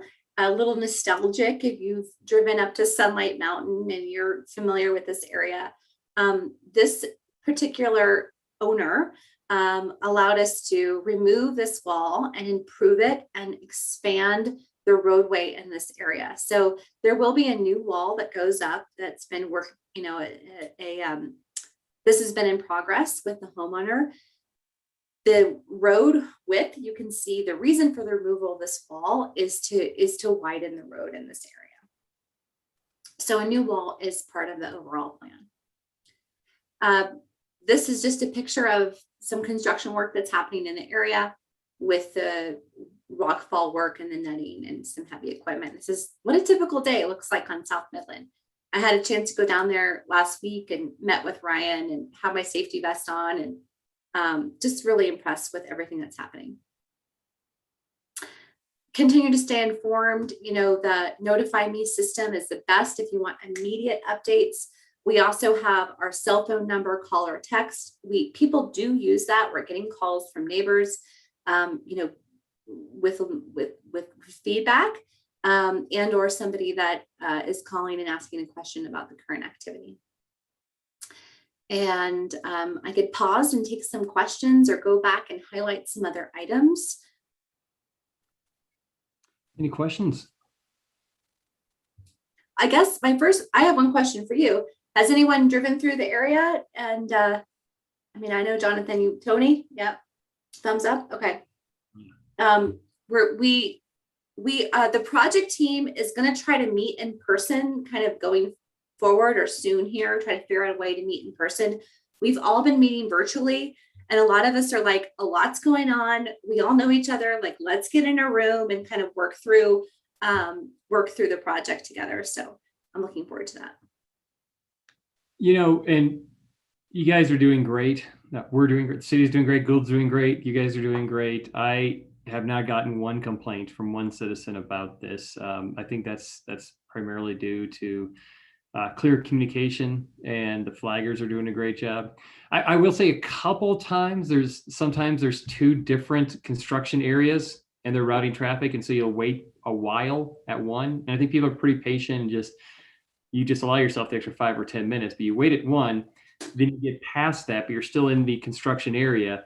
And then you get stopped again sometimes for another 5 minutes. And maybe if there's a way to better coordinate between there'll be 4 flaggers, but 2 separate distinct sections.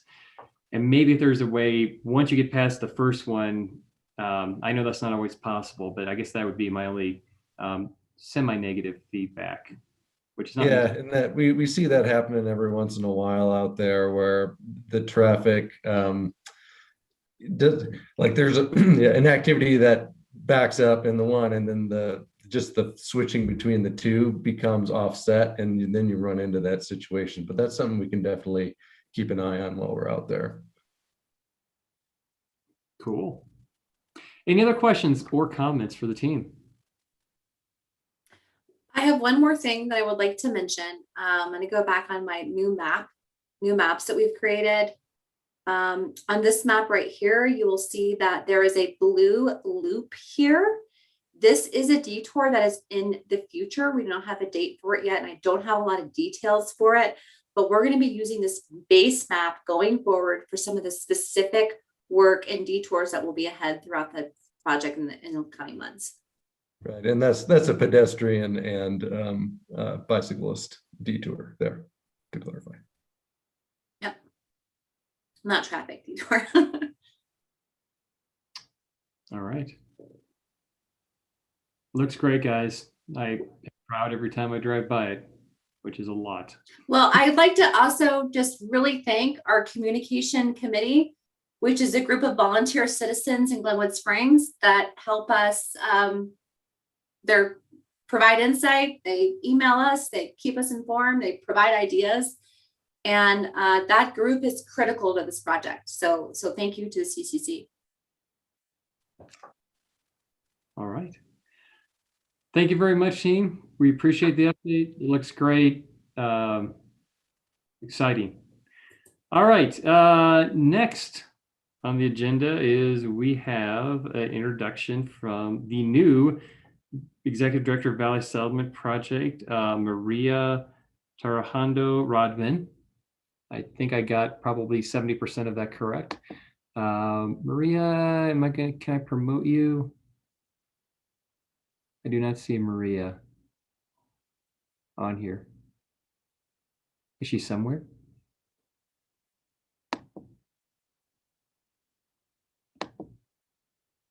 Okay, who's gonna introduce her? Is she here? I don't see her. I see somebody called Res Agent, but that's the only person that doesn't have a name. I'm assuming maybe she forgot. Okay. So I'll get her rescheduled.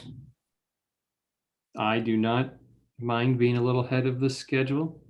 It's going to make Charlie look good, but other than that, Let's see, number 11, item 11, Ski Hill Resource for Economic Development Act. Good evening, Mayor, members of council. I don't have a lot here, but the SHRED Act has just been introduced, and the Northwest COG took a vote of support and provided some letters of support for this bill. And there was some conversation, brief conversation about local jurisdictions also lending support to this. And so we just brought it before you, and it essentially is a bill that would keep some portion of the ski fees in their local jurisdiction. Right now, they go all to the federal government for local projects. And there is information in your packet about more of the specifics there. But I don't have a lot of information, and there's no need to act tonight. That if we want to get more information, we can, but we just wanted to bring it forward to see if you are interested in lending your support to this this federal bill. Questions? Comments?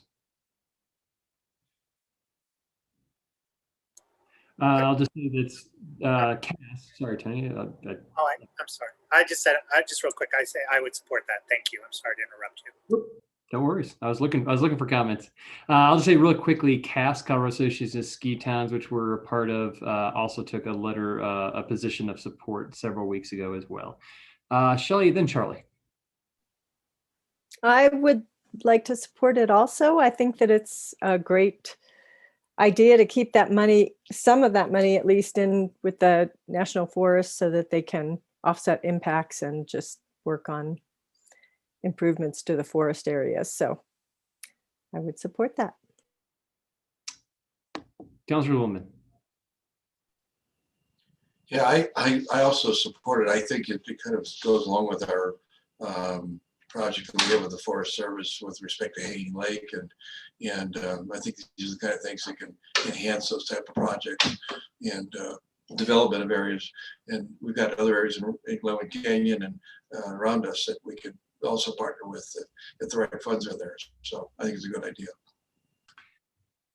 All right, sounds like we have some support. I'll make a motion that we take a official position of support on the Ski Hill Resources for Economic Development Act, otherwise known as the SHRED Act. Second. Sorry. Moved by myself, seconded by Councilor Hershey. All those in favor signify by saying aye or raising your hand. Any opposed? Motion carries unanimously. Thanks, Dean. Appreciate that. Ryan, you're not getting much of a workout tonight. I'm sorry. Item number 12, review and adoption of the 2021 updates to the 2015 to 2035 long-range transportation plan priorities. Who do I need to promote? I know a member of the Transportation Commission was hoping to be here to present. I know Rob was going to try to call in from Mexico, I believe. I don't know if he managed that. Mr. Hanlon, I object to that. Calling from Mexico. Just kidding. Only because it's Rob Griffin. I think that you're enough ahead of the schedule that I think it's on the agenda for 7:20. So if it would be okay for us to hold it, I'm happy to present for them, but I do think that Steve Smith also had intended to be back up, but I don't think he intended to be on quite so early either. No problem. Let's move on. Past that, we'll come back around at 7:20. Next item, item number 13, citizen survey. Who would like to present this item? Or is there a motion? Councilor Woolman. Yeah, I'll make a motion. We did, just for the public standpoint, we had a discussion about the poll. I think the the goal that we talked about is we're truly trying to get a view of what the citizens feel about a number of issues. One of those is infrastructure, but the other issues that we identified were the airport, workforce housing, and the possibility of enacting some sort of an attraction tax and or decrease the lodging taxes. And I think those are all issues that will help us try to determine our view forward. So I would move that we approve a poll that would include infrastructure, airport, workforce housing, attraction tax, lodging tax, and infrastructure issues in the poll in the manner that we discussed in the work session. And that after it's drafted, that we appoint Ingrid Uso and Mr. Davis, Steve Davis, to review that final draft along with our city manager and city attorney before it's sent out. I'd second that. Mr. Mayor, I'm requesting a roll call vote, please. Absolutely. Could I make a suggestion that we put a time limit on this as well? Just so it doesn't drag out. Does everybody feel okay with trying to have that accomplished where Carl and Deborah are able to talk with our pollster to get those questions, get them to Ingrid and Steve, and then get a poll out in the field by, let's say, 1 week from today? I guess I'll ask Deborah and Carl, does that feel like a reasonable timeline?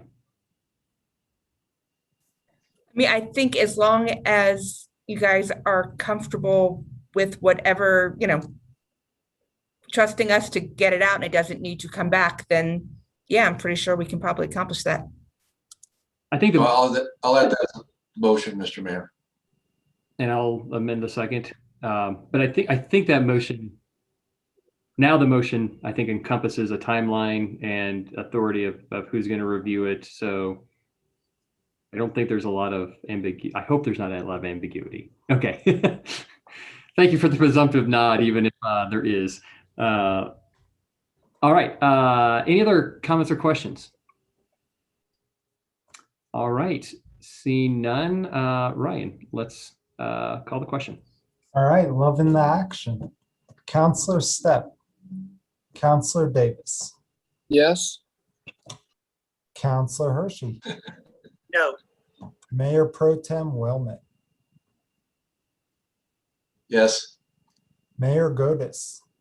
Yes. I said yes. If you didn't hear me. Yeah, I did. Counselor Kaut. Yes. Counselor Wuso. Yes. It passes 5-1. Thanks, Ryan. Mr. Mayor, may I make one other comment? I apologize. I meant to make this before and I forgot. There's been some question about how much this is going to cost. The total cost of this, I understand, is $17,500. Is that right, Deborah? I heard it was 30. There's some talk about it being 30,000 now. Is that not correct? It is $17,500. That is correct. Okay. Deborah, So- that's for the poll. Does that include executing the poll or is that just to create the poll? What about the cost? That includes full execution. It's $17,500. That's And a report and everything. Thank you.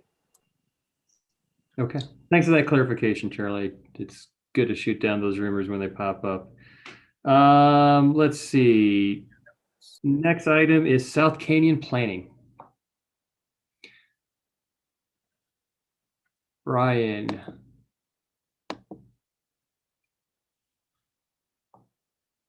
Anybody else I need to promote? I see Steve Smith in the audience. Steve, we moved past your agenda item because we're running such an efficient meeting. We will come back to the long range planning, transportation planning after this item. See, Jim. There could also be a member from the Parks and Rec Commission that you might want to bring over as well. Is that Jim who has his hand up? I'm guessing, yes.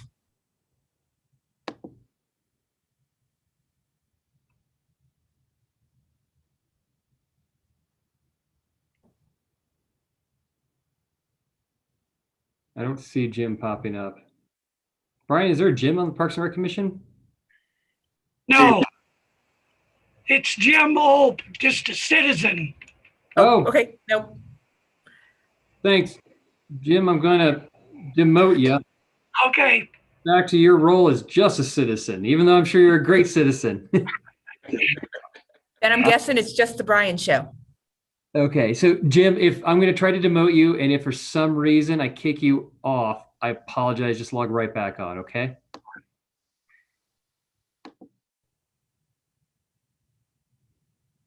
Of course, I kicked him totally off.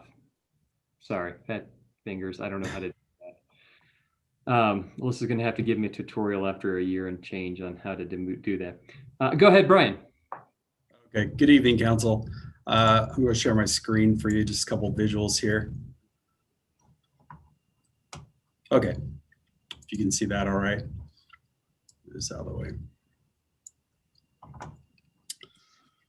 So the South Canyon area is about 3,000 acres of designated parkland, and this public land encompasses a number of assets for the city. This visual I'm showing you here is how we kind of break up South Canyon in sort of three management areas and some of the issues that we have around those areas as well. South Canyon encompasses a city landfill, shooting range, archery range, has bike trails, historical sites, and a pretty large area of open space that's used for grazing and hunting, equestrian activities, bird watching, hiking, and although illegal, camping as well. The canyon is also the site of some undeveloped hot springs. Recent interest from developers in transforming the undeveloped hot springs into a tourist destination, as well as recent construction of the new bike trails we put in 2 years ago, and the potential for establishing some designated campgrounds in the area, it's generated a lot of concerns from a variety of stakeholders regarding impacts on nearby residents and the health of the ecosystem in the canyon, which has a number of issues. Some of those issues that we're trying to address are the health of the water quality of the hot springs, which sees frequent use, just trash and broken glass, human waste, high bacterial levels. The public, as more interest and discussion has happened around the hot springs, there's been a couple of citizen groups that have come together to assist our staff with keeping the springs cleaner, which are greatly appreciated by us as we're slightly short-staffed. And so a lot of that, the more disgusting elements and trash elements that have plagued the hot springs are not as bad anymore.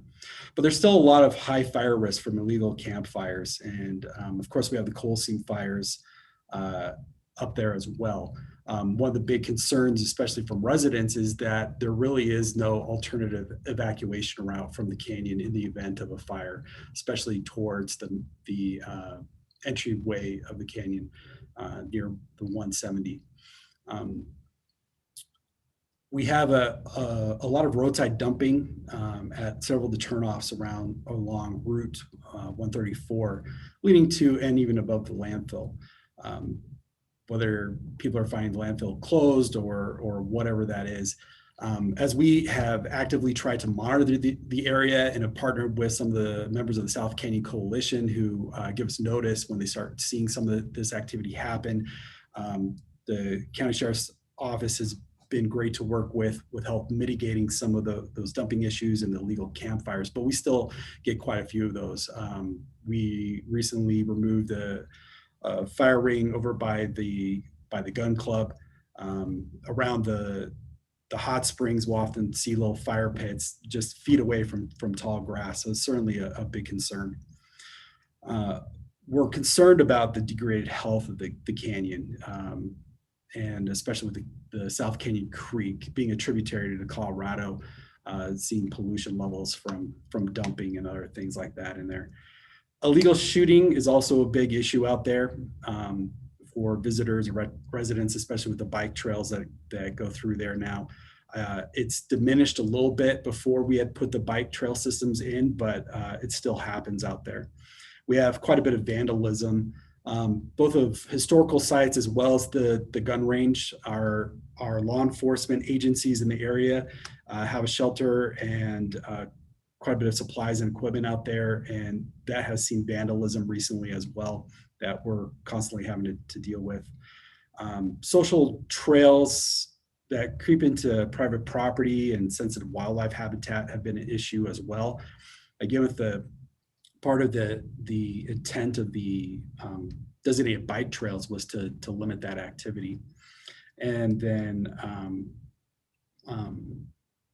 the coal seam fires, which the East Coal Seam Fire was the #1 most aggressive and active underground fire in the state of Colorado, and is #1 on the state's mining and safety and mining reclamation department's list to tackle. That project for helping to reduce that fire was completed last year, and we've seen really successful results with that. You'll notice a lot more of the smoke coming up from that coal seam fire, and that's actually a good sign for us. What we really want to talk to you about tonight is the hot springs, which is a point of interest. There are a number of issues out here in South Canyon, all of them intertwined and affecting each other. The hot springs are pretty heavily used. We saw about a 60% increase in use in all of our parkland active areas, including South Canyon last year during the pandemic. Those trend numbers seem to be continuing into this year as well. And so it's an area that we really want to look at, because South Canyon is so vast and there is such a number of issues that need to be addressed and so many different recreational amenities that we have out there. We would like to look at it in a phased approach, starting with the hot springs. We had put together a proposal for the South Canyon Area Parks Plan, and that includes studies into the health of the water system, assessment of the historical sites, and evaluation of wildlife habitat, and planning for a higher standard of maintenance. Looking at completion of the development of the formalized trail systems we just installed, and also improvements to the existing gun range. How do we make that more fiscally viable, as well as more open to the public? Improvements to the archery range, which we received a good sized grant from that was from the state, that was matched by the Bow Hunters Association for some improvements to that site. And then looking at does it make sense to have developed campsites? I mean, we can continue to fight the illegal camping out there, but sometimes it's a good idea just to look at how do you manage the human behavior rather than trying to fight it with signs and enforcement constantly. Is there a way to provide a day use type activity safely within the canyon that addresses some of the fire concerns that we have out there? And then we'd also look at the development and management plan for the hot springs. How do we, if we're going to continue public use of those hot springs, how do we alter them in a way that allows better flow filtration, natural filtration, or a mechanical filtration system for a day use amenity? Just scroll down here, give you a kind of an idea of the makeup with South Canyon Road, the lower parking trailhead and the bike trail. We have a number of historical sites all around here, not all marked on the map. The hot springs is down here at the lower level. We have a number of pull-out areas along. This was a proposed camping site that was looked at by Steve Beckley a couple years ago when council decided to have a private developer take a look at some management options for the area. City landfill over here. We have the gun club over here, and then the upper coal seam fires are in these areas. A number of historical sites very close to those, and this was a proposed upper camping site. This is also the trailhead for the coal camp upper loop that goes through some pretty beautiful dense forest areas.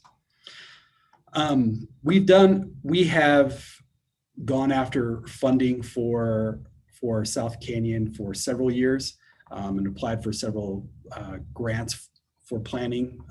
We've had a lot of planning needs and other priorities in the city, and so we just haven't been able to procure that yet. But we have gone ahead and gone forward with what we can do as far as the preliminary studies out there. We conducted, Mountain States Historical conducted a historical study that was done in 2018 We did an independent study with Steve Beckley on the water quality of the water table and the hot springs also about that time. We had partnered with Marty Fisher Course Design, looking at an improved regional shooting sports park, very similar to the Cameo gun range that was just constructed. And then we did an evaluation of canyon wildlife habitations in partnership with CPW and DNR in 2019. Middle Colorado Watershed Council also assisted us with a with a stream health and water quality study that was done a couple years ago. And then we finished up a biodiversity study on certain unique species, both in plant life and animal life in the canyon last year with the Colorado Natural Heritage Program. We're right now in the middle of another water composition test study after some discussions with the mayor and looking at this hot springs issue. We got a proposal from Wright Water Engineering, and they're doing that right now. We expect the full lab results to be back in about 2 weeks to give us an idea about water composition and what the public health risks might be. So while there's a lot of really complicated issues here in South Canyon and a lot of different needs, that would be involved with looking at development of the hot springs. Some of those would be looking at new water rights, water engineering, how much water can the springs produce. We found a number of cool springs around the area as well, looking at FEMA floodplain, doing a traffic study, infrastructure needs for water, sewer, stormwater, electric, all that stuff, geotech, wetland study, and through Steve Beckley's first look at what an improvement to the hot springs would look like. I think the big lesson that was taken away from there was the need for public outreach and involving the community in developing options and ideas for how we make some safety and health improvements for recreational use out there. And then, of course, lastly, fire mitigation and evacuation planning as well for the area. Biting off just the hot springs from all those different other recreation amenities, there's a couple different outcomes that could come out of that. We could do nothing and just, sign it, let people know, hey, there are some health risks with utilizing the springs, and focus on other areas and just leave it as a open, undeveloped area. We can develop the springs as a public and open access amenity that would continue to be maintained by the city. We'd probably put in some additional access amenities. We'd improve the trail access to it, probably put out some trash receptacles, some portalets, maybe some picnic tables. And then we would look at some modification to the springs to allow for better natural filtration that would improve the water quality as well. We could also develop the hot springs as a formalized facility, managed and maintained by the city. And this option would basically hardscape and increase the number of pools, include a mechanical filtration system. Again, we'd improve the access and parking and develop a picnic area. So we develop it kind of as a paid day use park. Another option would be to contract with a private developer entity to look at improvements with the springs. We do that through a lease agreement with options for operations and maintenance that would be conducted by that private business. And then another option would be to do some kind of a mix of those last two, development in partnership with a private entity to improve the springs, some management by the city. Maybe you have something like a shuttle service out to South Canyon, similar to our contract with Hanging Lake. The South Canyon area park plan would, and I'm going to stop sharing my screen here. The park plan the purpose of it would basically be to provide recommendations for improving and protecting the canyon's ecosystem while enhancing public access to recreational and historical resources in the area. The plan will build upon some of the recent studies we've done and also involve public outreach to address a variety of these proposed upgrades. The plan project would bring together stakeholders from across the community, including residents, developers, outdoor recreation groups, environmental groups, and other public agencies to undertake a planning process that will seek to address several of these challenges that I mentioned and find solutions that are acceptable to all parties. The key deliverable will be an improved plan that addresses some of the misuse that's happening in the canyon, outline potential approaches for enhancing public access and enjoyment of the area, and provide a framework for protection of the ecosystem and the habitat that'll bring awareness to what's really a really unique public amenity. We want to build on past efforts to inventory the historical and biological resources in the canyon, including any intensive including on the archaeological survey that was done in 2003 with the U.S. Forest Service to access historical significance and conditions of the historic mining sites and the completion of those historical assessments as well, which are really pretty neat. Some of the pictures that we have of the train depot down at the mouth of the canyon, the old Alpine Slide amusement park area that this proposed mountain bike trail is named after would be included in that. The planning process would convene South Canyon area a project team basically represented from local officials and community members, like I said, outdoor adventure groups, landowners, developers, environmental groups. We would look at previous plans and studies, conduct some resource inventory, assess community needs and preferences, have some listening sessions and get kind of a feel for what the community would like to see happen out there, and then present some of those options back to council to confirm those objectives. And then we would then contract with, and I want to be careful with just using this term developer. We're not looking to develop the canyon or put condos or hardscape it or anything like that. Simply looking at how do we improve access and the quality of the water and perhaps grow the footprint of the springs to make it better use for the public.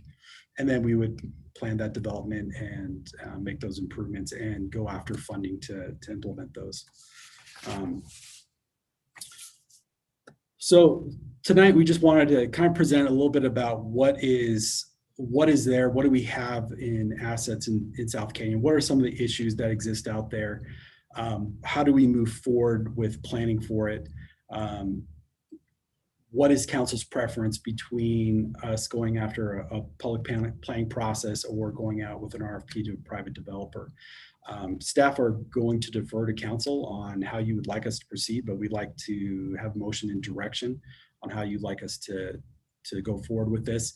The Parks and Recreation Commission, which I think we might have a representative on tonight, have been discussing South Canyon for years. They did pass a motion at the last commission meeting for recommendation with council as far as that goes. If one of them are on, I can let them speak to that. Our recommendation would be, I guess, to allow a planning process to go forward in a phased approach that would be less expensive and a little more easier to implement, one phase at a time, starting with the hot springs, then we can move on to other areas. But I'll turn it back over to council, and I'm happy to answer any questions that you might have. Questions at this point for Brian, Charlie, and then Shelley. Brian, thank you for a real thorough presentation. I appreciate it. It really gives me a better sense of things out there. I'm trying to understand, what you're asking a little bit here. I agree with you. I think hot springs is a very important issue. I think it's something we need to get after real quickly. And my view might be a little bit different, but I'm just writing down questions. When you talk about this project plan team and working with the developer, have you looked at what it would cost and how long it would take? So that's what we're working on with Brightwater right now. Like I mentioned, there's several needs out there that would be involved in a planning process with that. As far as the timing and the cost of that, I don't have a great estimate for you. Just as we've just been looking at that over the last couple of months and trying to identify everything that would have to happen. But like I said, that planning process, like I mentioned, water rights, water engineering with water quality, we need to do a traffic study, infrastructure needs, geotech, wetland study, public outreach, look at fire mitigation and evacuation planning for any kind of future improvements we would do to any recreation amenity out there. It'll be pretty involved. The water study side of it isn't too expensive. That's going on right now. We're able to just do that through professional services.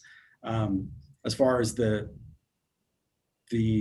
implementation costs, a lot of that kind of depends on what the community or council's direction is, and whether that we keep it as a natural hot springs, or if we put in a mechanical filtration system. If we how does it look like something more like the Penny Hot Springs, or does it look something more like Iron Mountain Hot Springs, right? So there's a big difference in price on which direction you go there.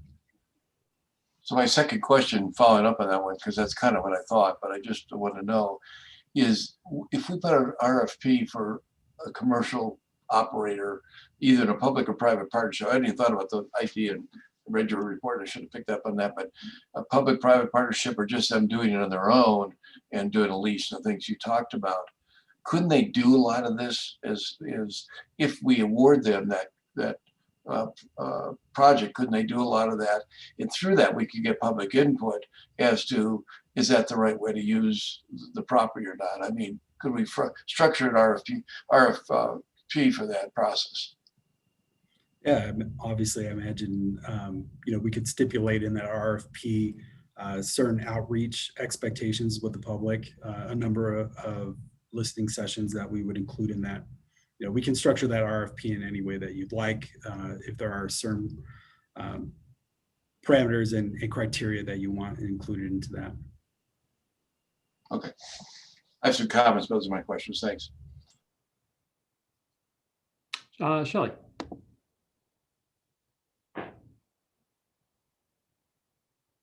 Let me get unmuted here. Okay. Thanks, Brian, for the presentation. And I just want to clarify, is what you're asking tonight just in that area that's at the mouth of the canyon and near the hot springs, not for the whole canyon plan, because we don't have funding for that at this time? Well, I wanted to present both options to council. Really, like I said, we're going to defer to council on whether you'd like us to go forward with an area-wide plan for South Canyon, which has been the Parks and Recreation Commission's preference, or whether you like a phased approach, maybe starting with the hot springs, which is a little more of staff's preference. It's a little easier to bite off.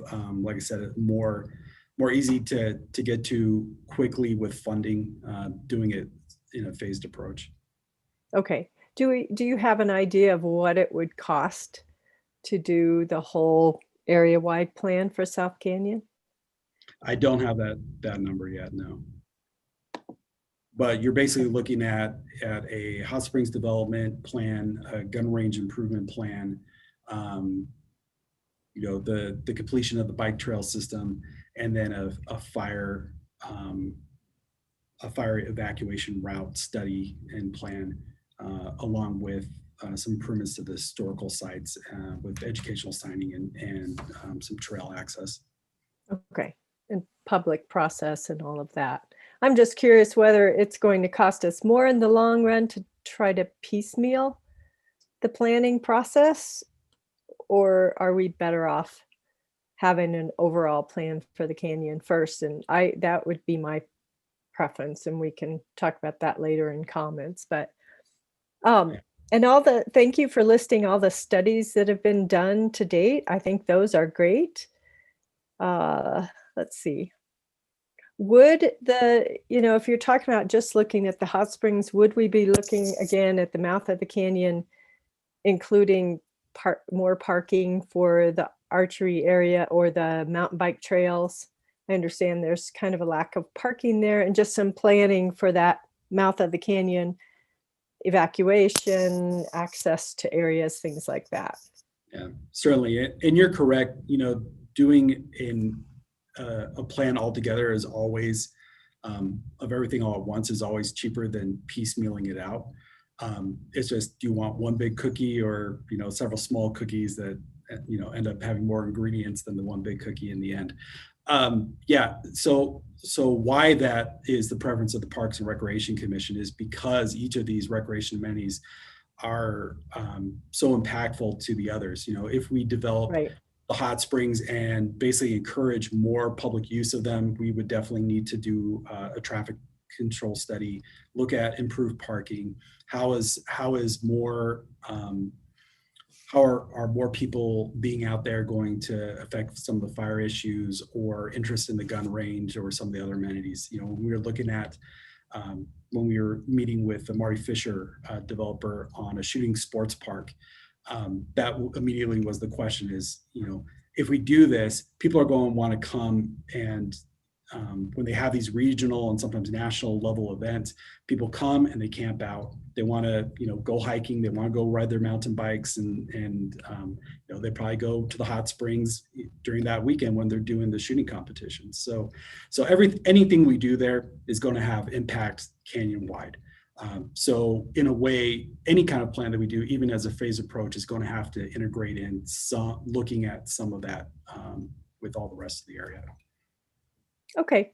And then Brian, is South Canyon considered a city park or a city?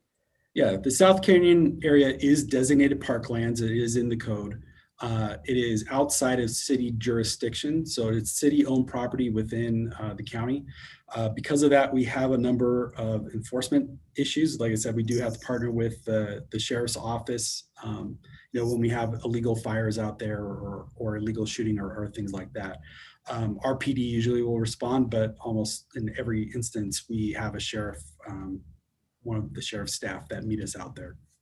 Okay, but it would be unusual. We're also having this conversation about commercial use of our parks, and it would be unusual to allow a developer to come in and commercially develop one of our city parks or a portion of it, right? Especially without the city first having really concrete plan and goals in place. Yeah, we have a few instances where we do have lease agreements with private recreation users, like the Whitewater ramp. Right. We lease out the Lone Pine property for adventure paragliding. So it's not unprecedented. This would definitely be a much larger scale type of development and private operation on parklands, maybe more similar to a concessionaire, building a restaurant in Beach Park is probably a little more accurate of a comparison. Okay, thanks, Brian. Other questions for Brian? I am planning on opening this up for public comment, so we will do questions after that. But if there's, we'll have another chance for questions as well as comments. So, all right. Seeing no other hands up from council, we'll go over to attendees. Todd Hurt.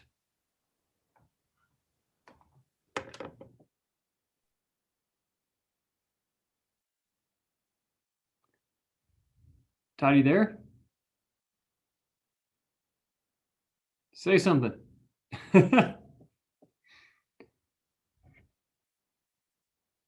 Bottom left. Yeah. Okay. So Todd, can you hear me now? We can. Yes, sir. All right. Sorry about that computer glitch. So, good evening, council and staff. I've probably met most of you or talked to you at some point in time. little bit of history on me is I am a lifelong local of Glenwood Springs. My family homesteaded at the top of South Canyon in the 1890s as potato farmers. You know, I've taken upon myself since this was on the table a couple years ago to go out to South Canyon and clean up the springs and do maintenance on the springs by myself. I'm out there almost every other day. I've thrown in a drainage system of the springs that I drain out almost every Wednesday to prevent the bacteria levels of rising.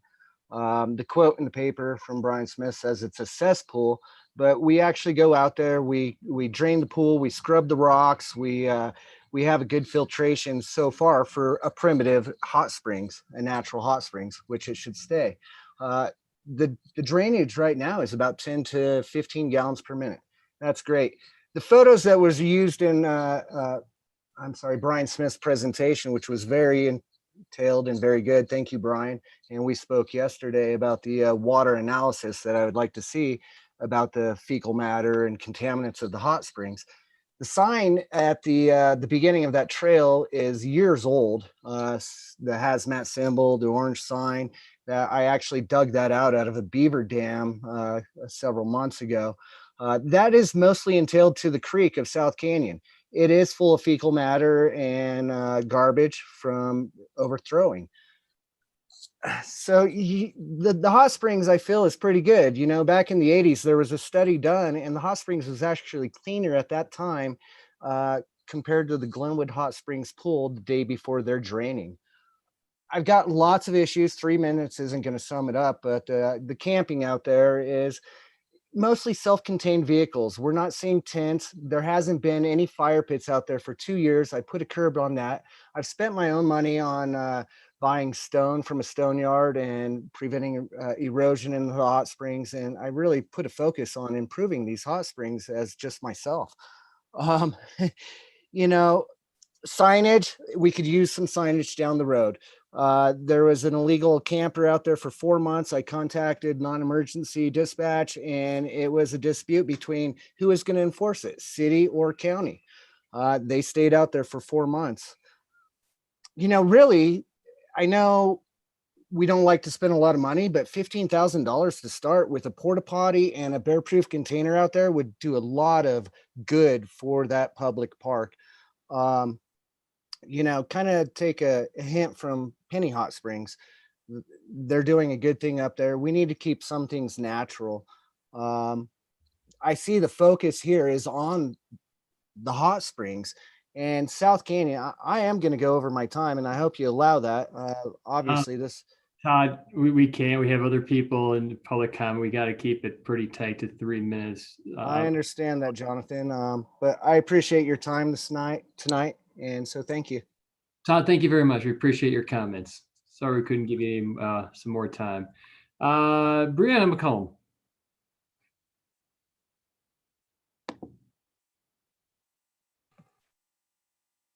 Can you hear me? I can. Okay, perfect. I just have a couple comments. And I guess I'm a little bit confused on kind of what the plan going forward is if the Parks and Rec's looking for an RFP or just permission to start the planning phase where they would actually, you know, talk to the stakeholders this time. So maybe a little clarification on what's going on that piece. But that being said, I kind of want to reiterate what Todd said. You know, this is the largest parklands you guys have, and we're one of the only cities, you know, that I would say that as a resort city is not actually purchasing land for more open space. I think cities are finding value in having more open space because tourists and locals want to be part of that.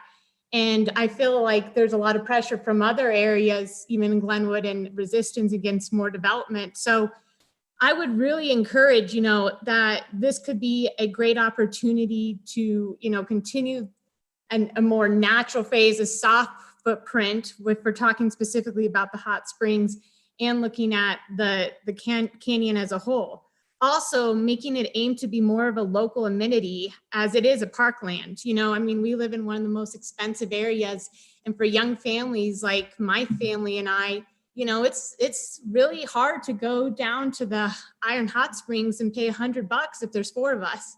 Most people can't do that. So this is kind of, I think, an opportunity for more low income people who, are barely making it by to have a great amenity. I just think there needs to be some more education behind it. I think there needs to be a little more public input.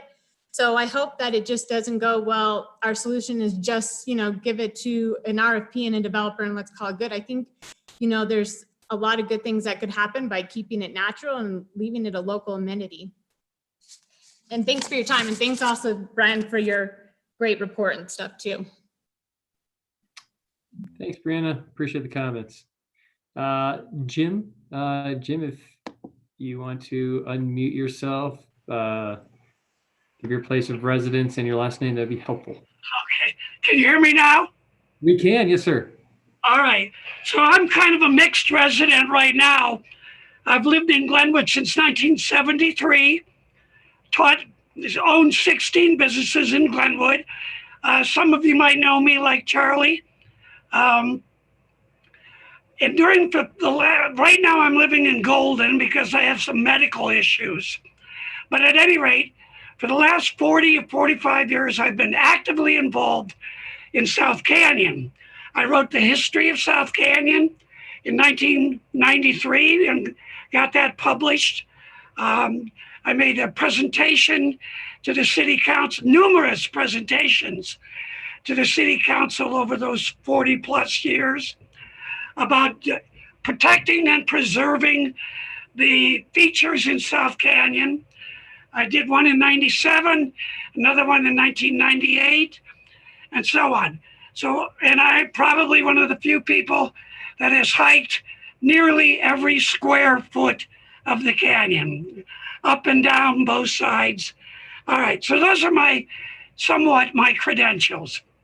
One other thing I want to say before I come to my conclusion here, I have literally thousands of pages of historic documents related to South Canyon, going all the way back to the early 1900s, late 1800s,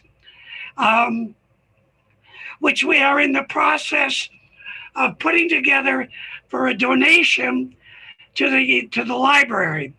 We is the South Canyon Coalition. I'm one of the founders of the South Canyon Coalition. All right, so in summary though, what I want to say is this plan, this proposal that I see put together here by Parks and Rec and Brian is one of the best overall proposals for protecting and preserving South Canyon that I have seen in my 40 plus years of working on this project. I like the idea of developing a committee or whatever you want to call them, of stakeholders, potential stakeholders, community involvement, community citizens, and so on, to give feedback and direction to this proposal. But overall, I think this is an excellent idea. It's one of the best that I've seen, maybe the best. And I wish you luck with it. And I would like very much to participate in the development of this. I've been participating for 4 decades now. Thank you all very much.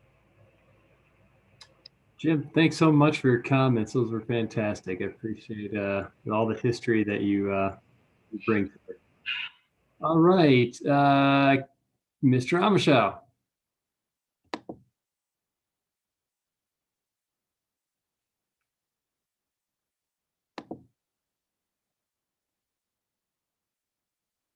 Craig, are you able to unmute yourself? Can you hear me now?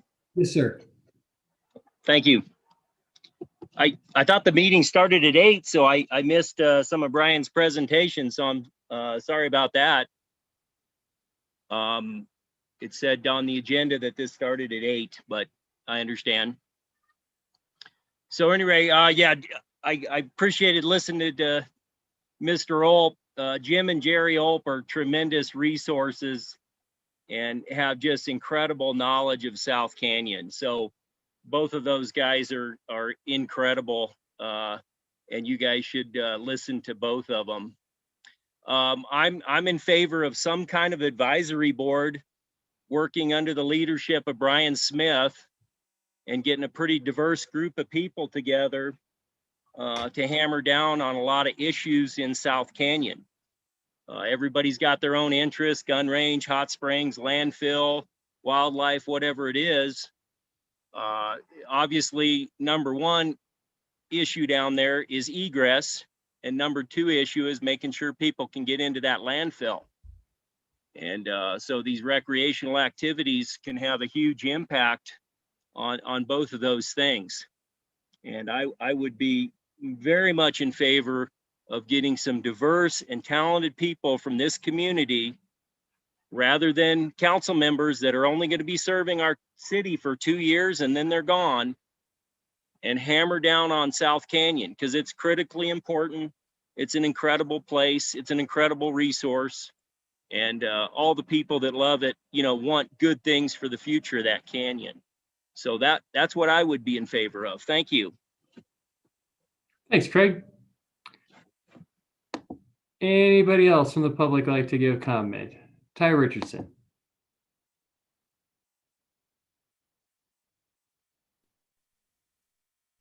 Can you hear me? Yes, sir. Can you hear me? Yes, sir. Are we good? Yes, sir. I've actually been the only one here who's probably been a resident of South Canyon for over 50 years. Just to put a little perspective, the actual hot springs has been used like it has been for at least 60 years.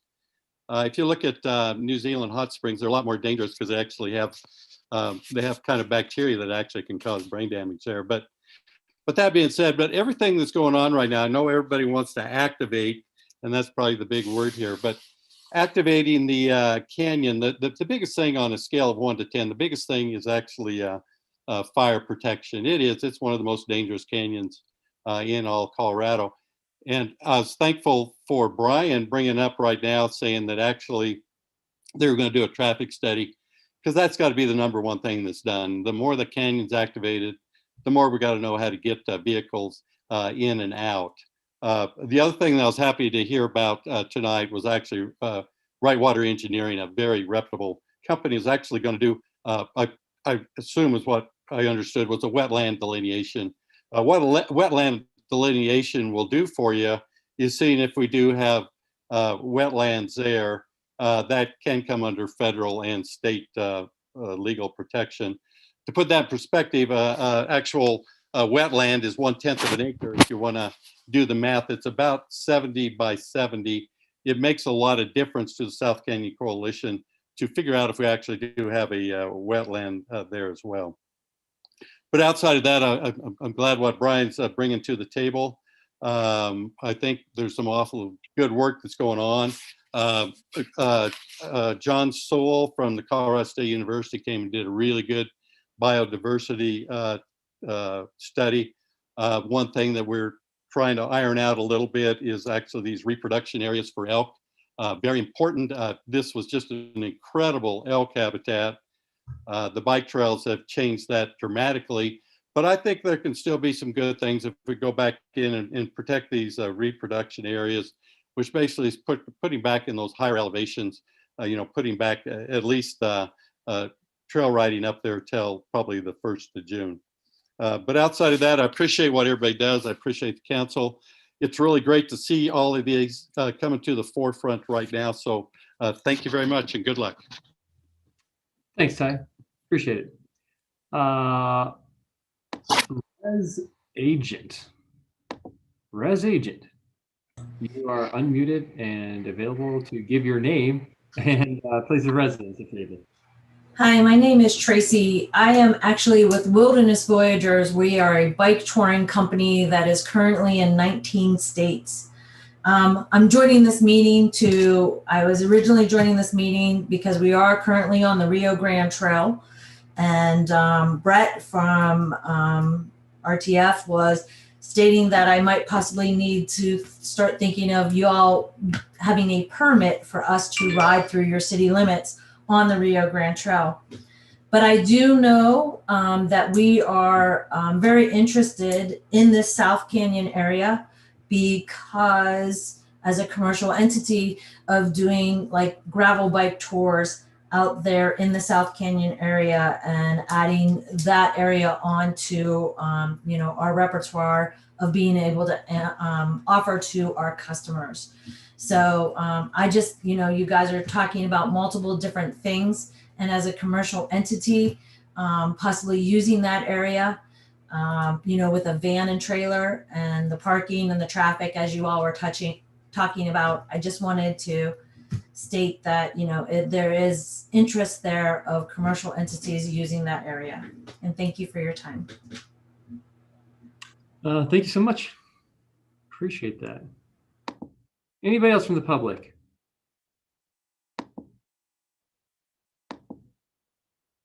All right. Seeing no more comments from the public, I'll bring it back for further comments and or motion or direction. Go ahead, Shelley.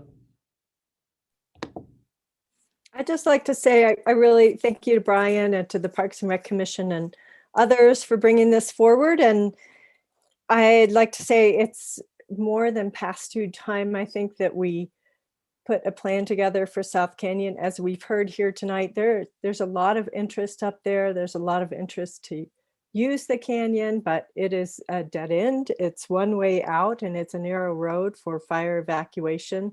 We also have the coal seam fires, landfill. There's a lot going on up there, and I really feel like we need a full comprehensive plan. So I would like to make a motion that we ask staff to bring back a cost estimate to do a full planning for South Canyon that's a public process and includes stakeholders and public process, kind of as outlined by Brian and as preferred by the Parks and Rec Commission, and that come back prior to our budget discussion for 2022. And I would hope that our city manager or the finance could suggest a place for funding of that. And I would suggest that our tax revenue is up this year so far, and that we can fund a planning process, and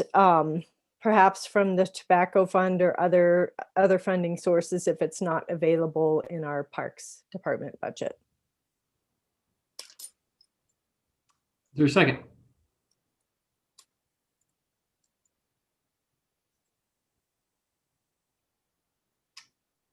See no apparent second, motion dies for lack of a second. Charlie.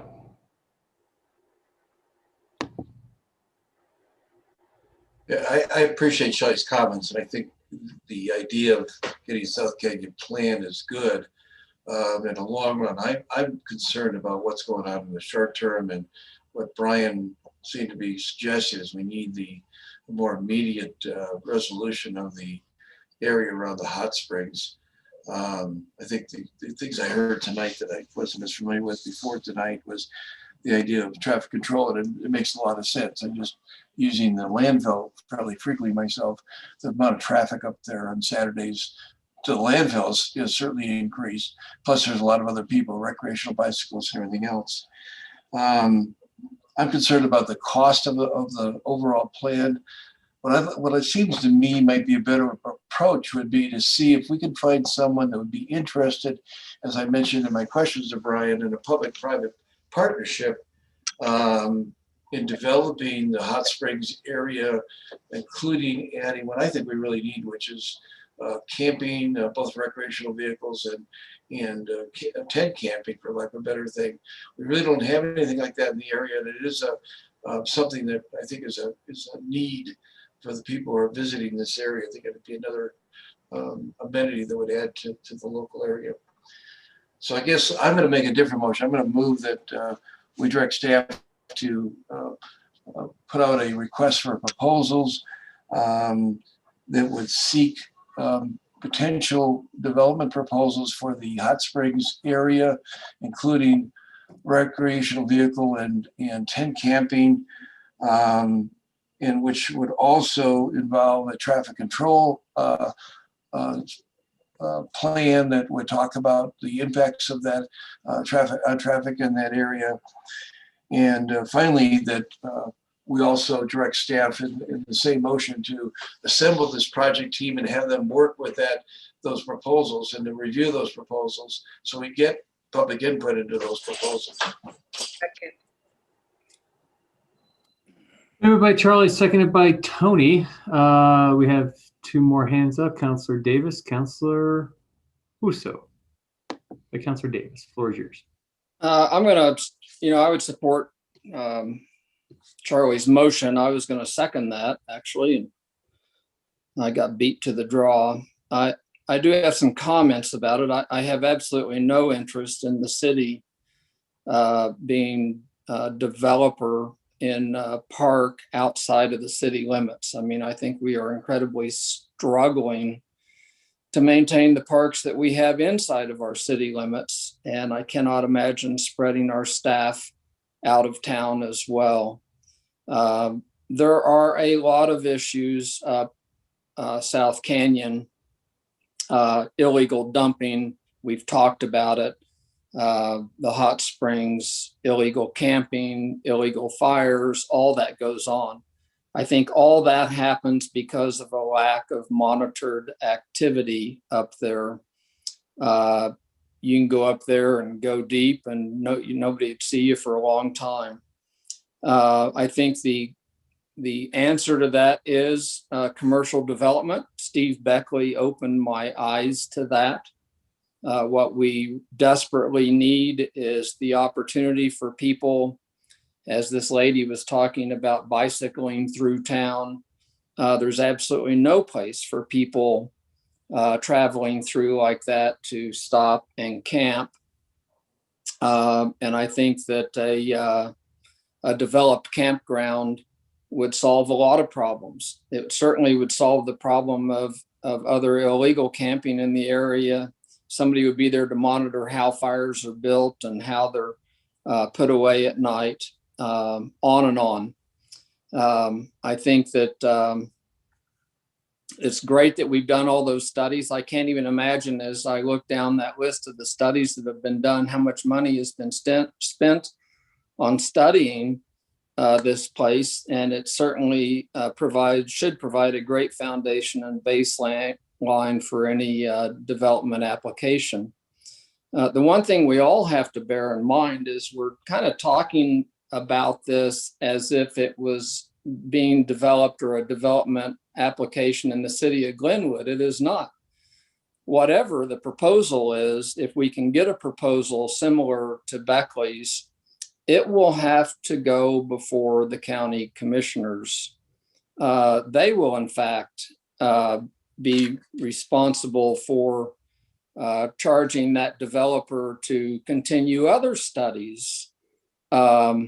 Certainly we have some play in that, but it's not just us. The county certainly will have a lot of play in that, and there will be a lot of opportunity for not only the public comment from Glenwood Springs citizens, but then when it goes to the county, there will be a lot more public input as well, I'm sure. So I really, as everybody knows, we've been talking about this for some time. I thought we had this done in December, and apparently we were not clear enough. I think it's important to have a proposal before we have any more studies. If nobody proposes, nobody comes back, nobody provides any interest in this, then there's really very little interest in that I would have in spending a bunch of money on a plan at this point in time. However, if we did get proposals back, I think that gives us information to go and actually possibly do more studies to help with that proposal process. Like I say, it's not just going to be us, it's going to be the developer is going to have to do a lot of that work, and the county is going to require it as well. So I'll support that motion. Thanks. Brian, sorry, Ingrid, I'm going to have Brian jump in here real quick. His hand up, might have some information we could hear. Go ahead, Brian. Oh, just on the question of funding, we don't have solid numbers for what a plan would be, because there's so many different ways to do this, that's part of what we went to council for tonight, is to just get some direction how you would want us or a private developer to approach this, whether a holistic or piecemeal approach.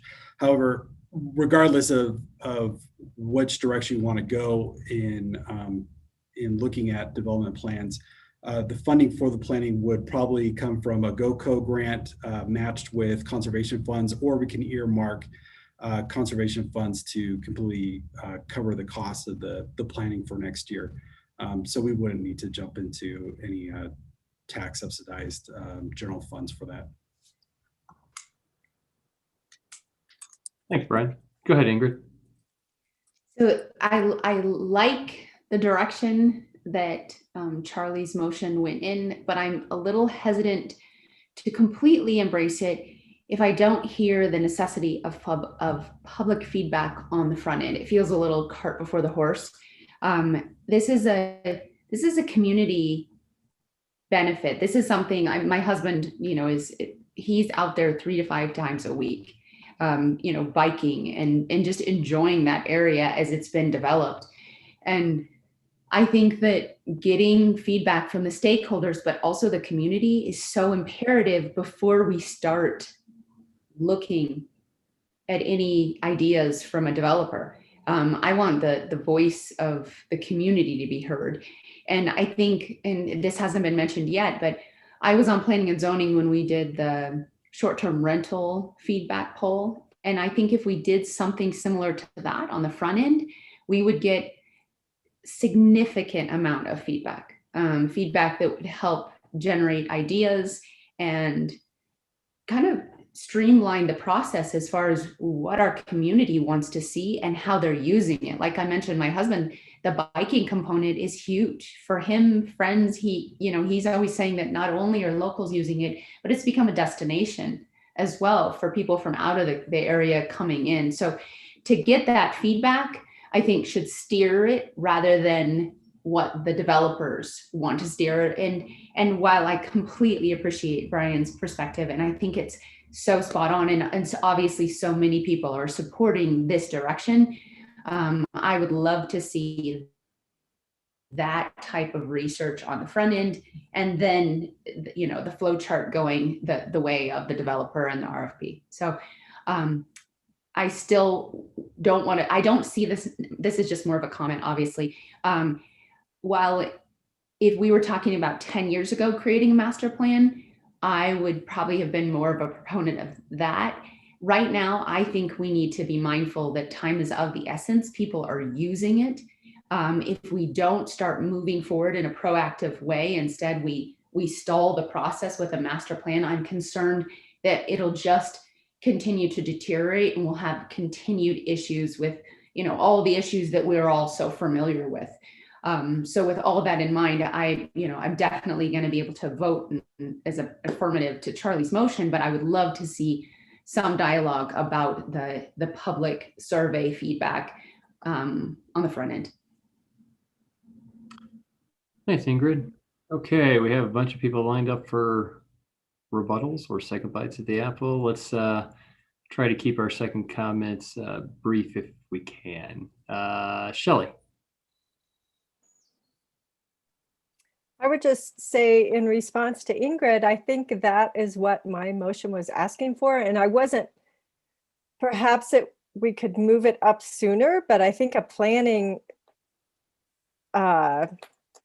for the canyon is exactly what you're talking about, is getting that public input and getting that, I want to hear from people what they want to do with that public area up there in that park before we turn it over to a developer. Charlie's motion is to turn that over to a developer right away. And once it's in the hands of a private developer, I don't see us getting a lot of public input. So I don't know how that works, but I will not support a motion that moves forward with a private development on the hot springs when we don't even have a plan as a city.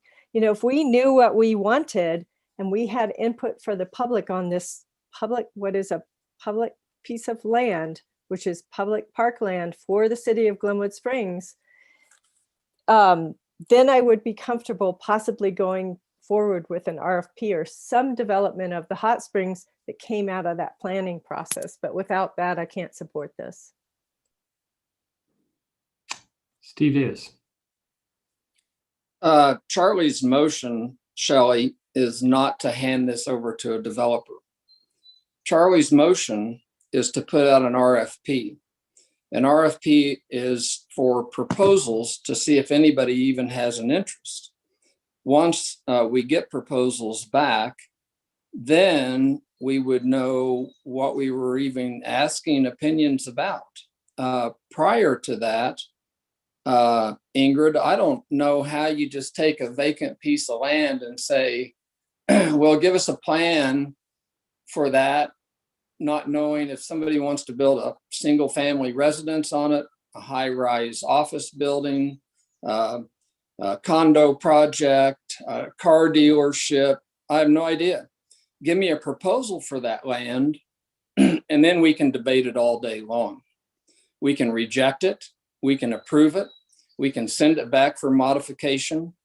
And certainly, Shelley, as an application for development comes through Garfield County, there will be a tremendous amount of public input. It's not like you're just going to pick a developer. Oh, here's the plan, pick a developer, and we're not going to let anybody talk about it.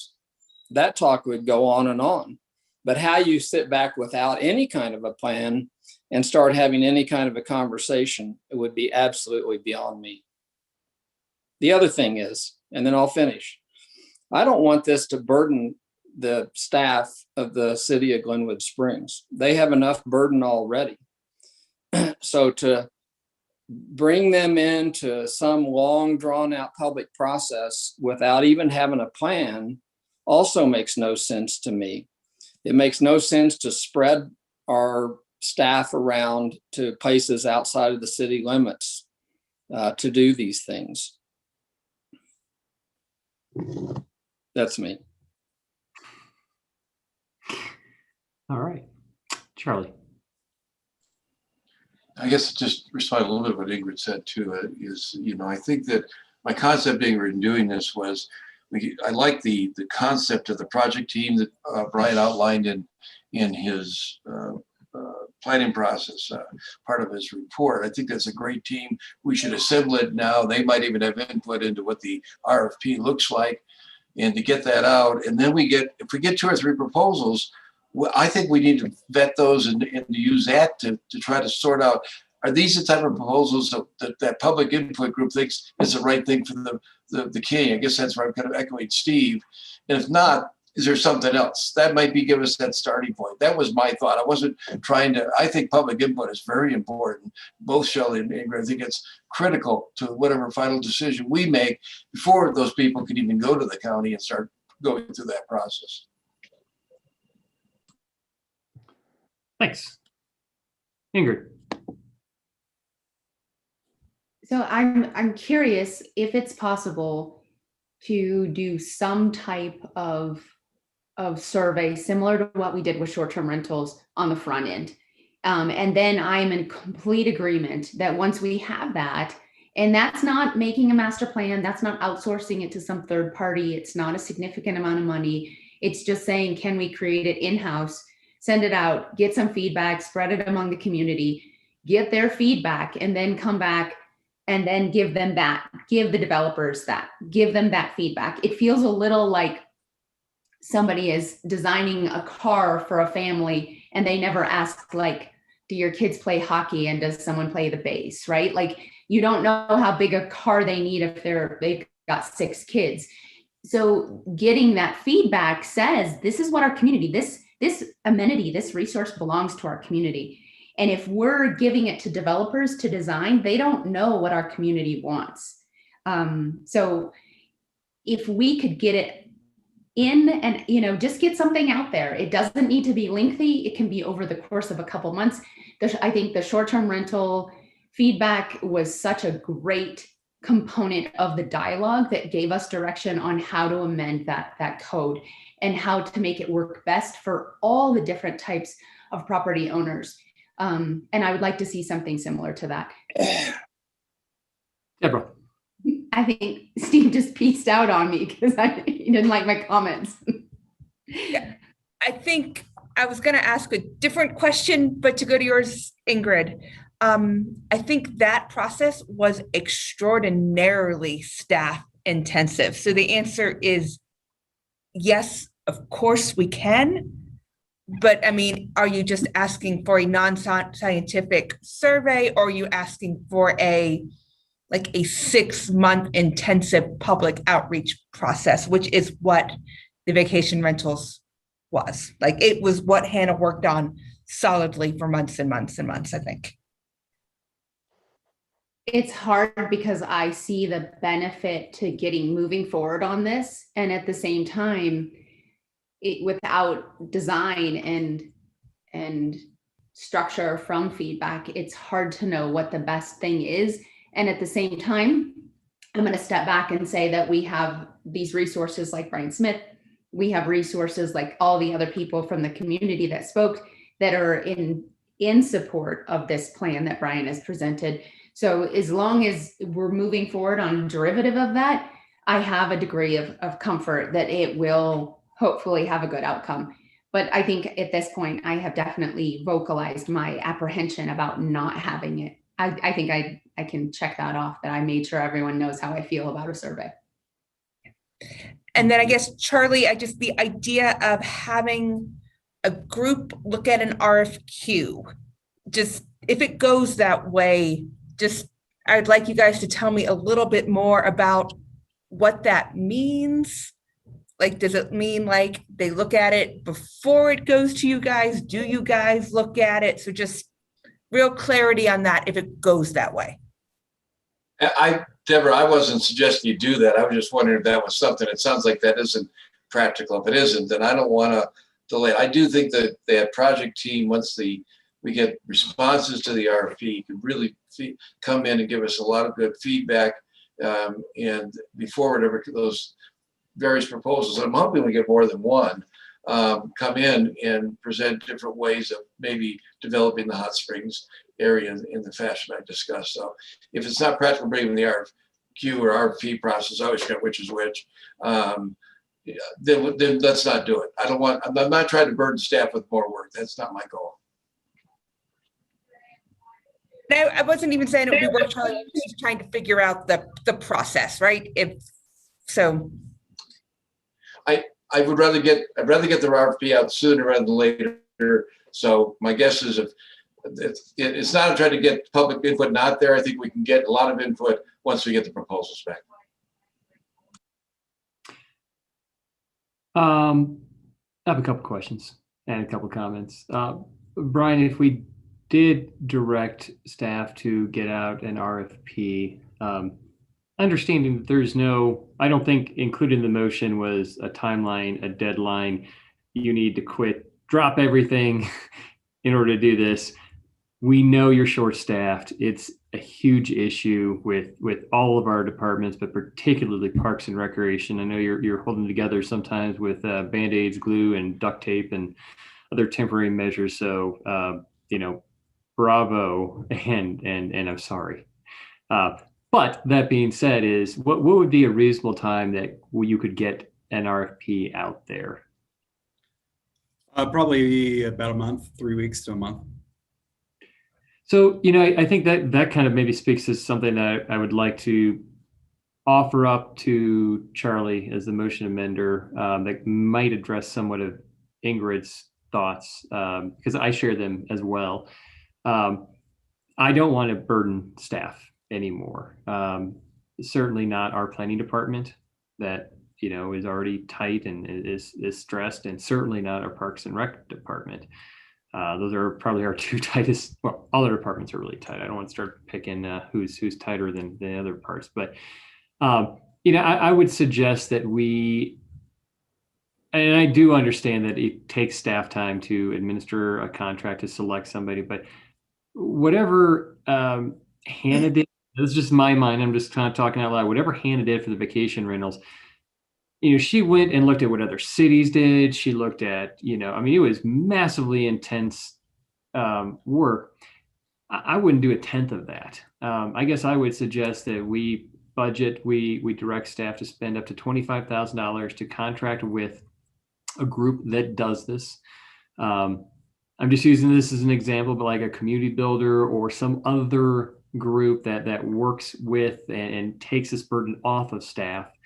And that we don't delay unnecessarily the RFP. But if it's going to be a month before the RFP goes out and we give 30 to 45 days of respondent time, we're not going to get this thing back before the end of summer. We will get it back sometime in early fall. But if we also do a community engagement piece, and I don't know what that looks like. I don't want to start, saying, well, something from a Survey Monkey all the way up to what Hannah did. I'll just say, here's the money, and you guys do the best you can with the money that we give you with the least amount of staff stress possible. But let's start that soon and now. And when we get this RFP back in early fall, then we still have to review it. It still has to go through staff review. It still has to go through council review before we'd ever, it's probably honestly early winter before we potentially would award a contract. And then, as Councilor Davis said, it still has to run up the chain of the county and have all that process. So I guess that would be my friendly amendment, a suggested amendment to Councilor Willman's motion, that if we could include that in conjunction and alongside, that'd be something I could support. Councilor Willman, what say you? Well, I guess I have a question. You say that it doesn't take any staff time to do something like that, but it seems to me that it's going to take staff time to find the right person and do all that. And we just went through this thing with the poet. I'm not against getting community input in this. And if there's some way to do it cheaply and inexpensively, I wouldn't oppose it. Right now, I'm not ready to amend my motion. I'd like to hear more. I know Steve's got his hand up too. But I'm not ready to amend my motion at this point. Okay. Since everybody's had at least one, and everybody except me has had two opportunities to comment on this, we're going to take a vote on this motion.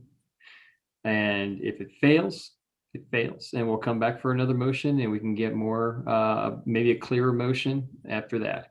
So Ryan, let's call the question. Councillor Kaup, No. Councillor Hershey, Yes. Councillor Russo, No. Mayor Godis, No. Mayor Pro Tem Willman, Yes. Councillor Davis. Yes. All right.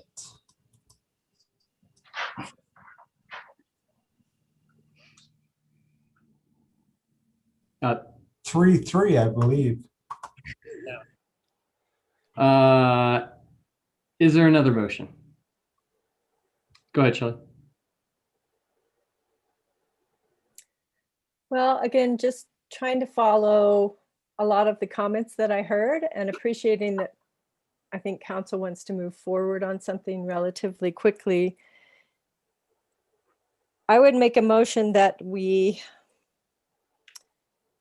allow the Parks and Rec Commission and the Parks and Rec Department to move forward with a somewhat short public process on determining what is the vision for the lower area of South Canyon. If we just want to talk about that lower area at this point, at least we can create a vision for the hot springs in that lower area as far as fire evacuation, parking, and all of that. But particularly the hot springs, and lead up to the development of an RFP to go out on hot springs based on that community vision.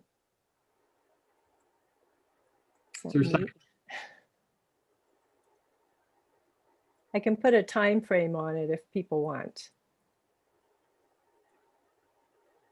Or if staff's amenable.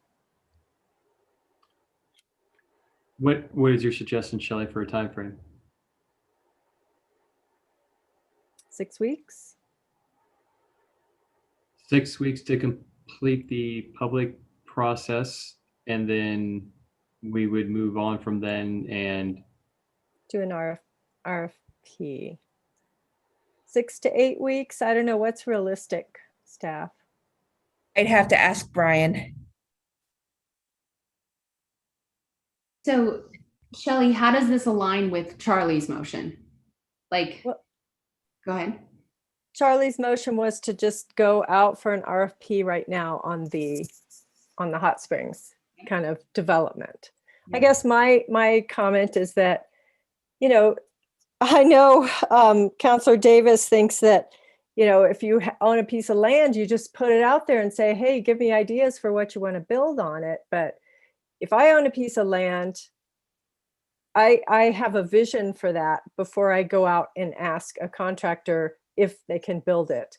You know, it's kind of that process. So I think before we can go forward with an RFP and ask people to come in and do what the city wants on the hot springs development, we need to know what that is. So for that, I think we need some type of a public process, as you and Jonathan were talking about. Get that public input, get the stakeholders together, and it doesn't have to be a long drawn out thing, but you know, decide what would be a healthy development of that area, if that's, and then move that forward relatively quickly, rather than trying to do a master plan for the whole canyon, because I'm not hearing support for that. So maybe, I just want to clarify what I think I'm hearing, Shelley, is like maybe get a group of people together, hire like an illustrator, and kind of draw up a vision to include with the RFQ. And have a couple of, you know, at least 1 or 2 public sessions that allow people, the public, to give input and the stakeholders.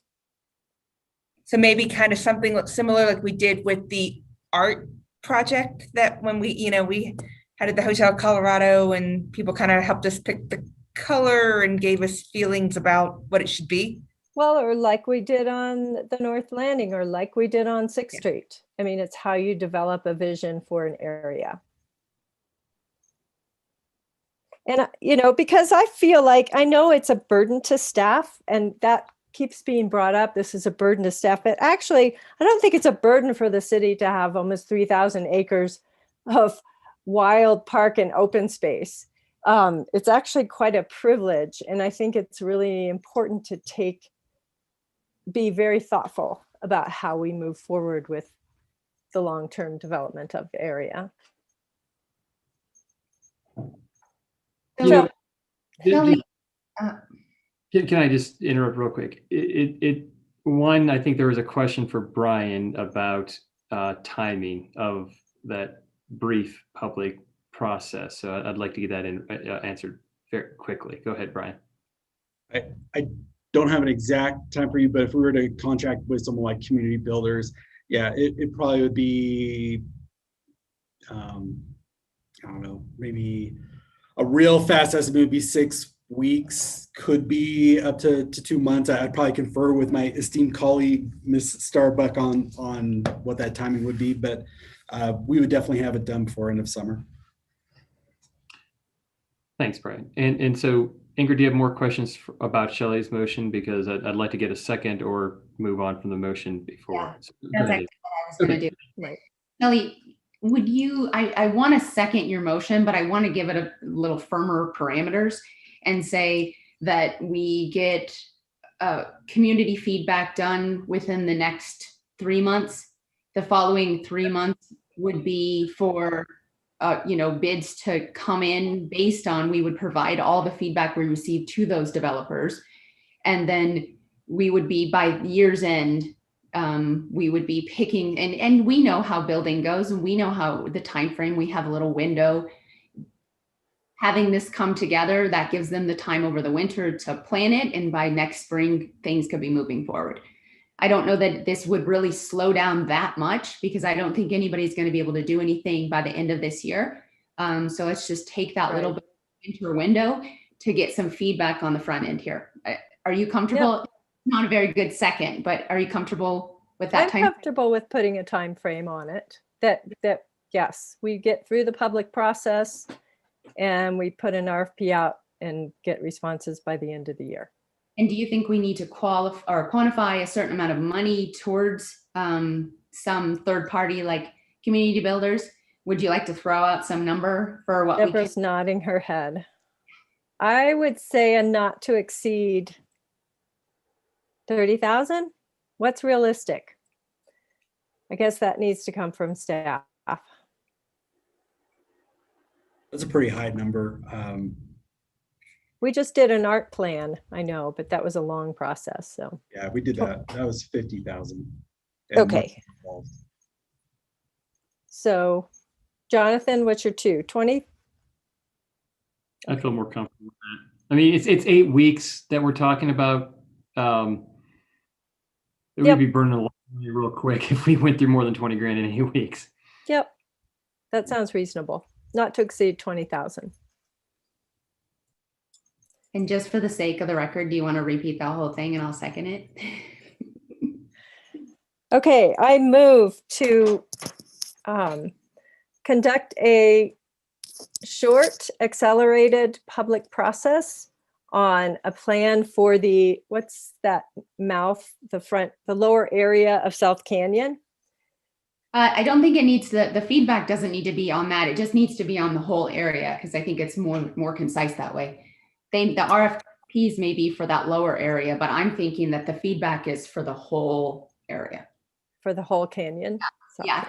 Okay. Let's see what everybody thinks we should do. All right, to get some public process and feedback on the South Canyon vision, and then move forward with an RFP on development, depending on what comes out of that process, of the Lower Hot Springs area.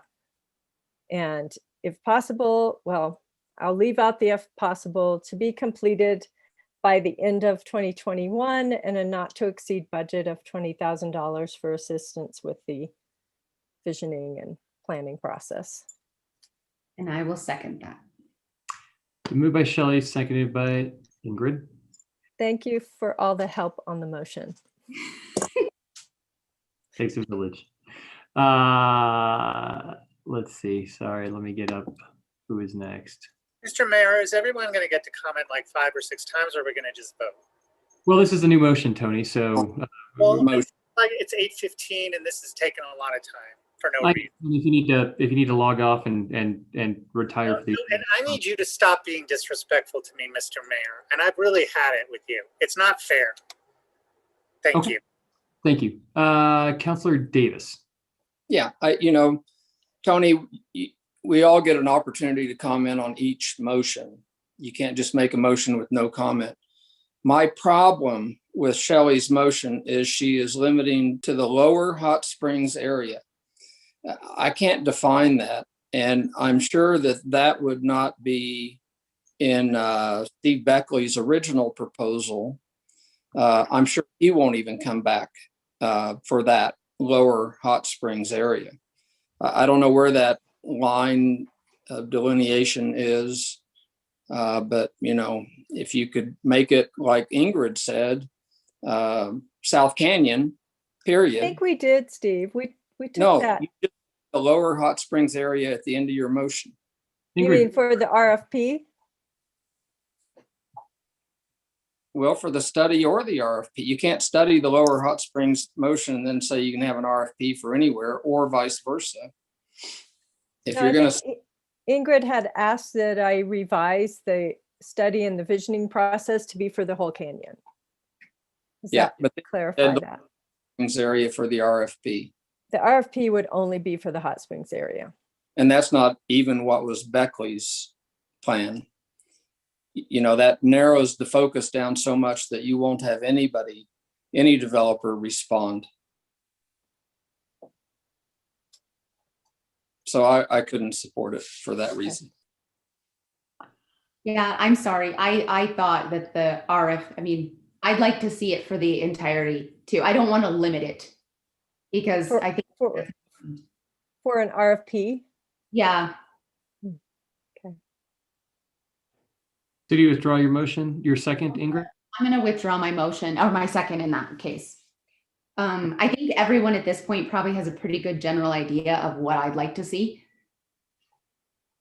Yeah, so let's do process. So is there a second for Shelley's motion?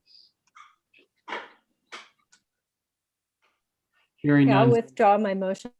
Okay. All right. I will make a motion. I will make a motion simply.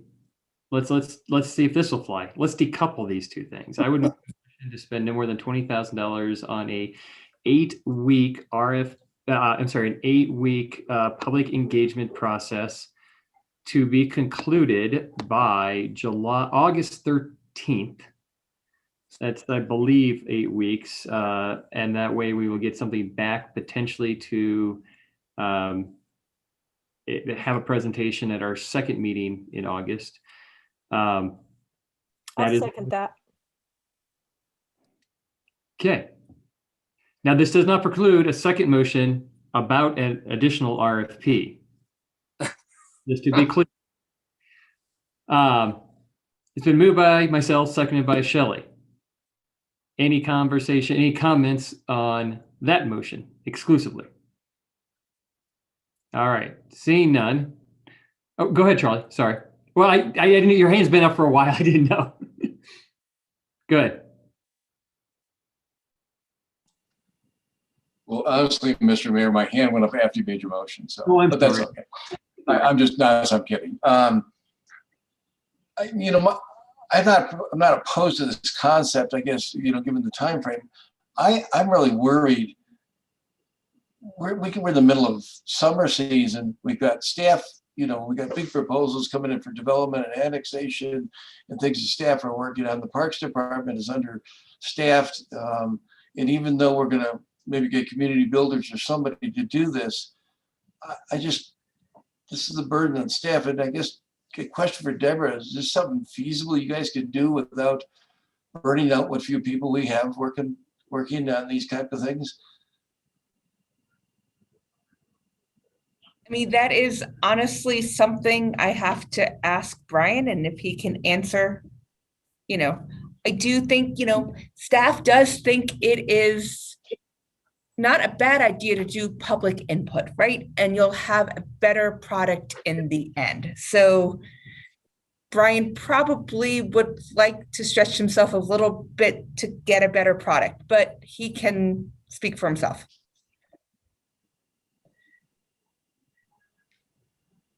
We will enact the will of council. If that's the direction you want to go, we'll make it happen. That's a cop-out. I really appreciate that, Brian. I really do. I appreciate everything you do. So, all right. Thank you. That's all I need. Councilor Dean, do you have a comment on this motion? I just had a question. Was there a monetary limit on that? $20,000. 3,000? 20.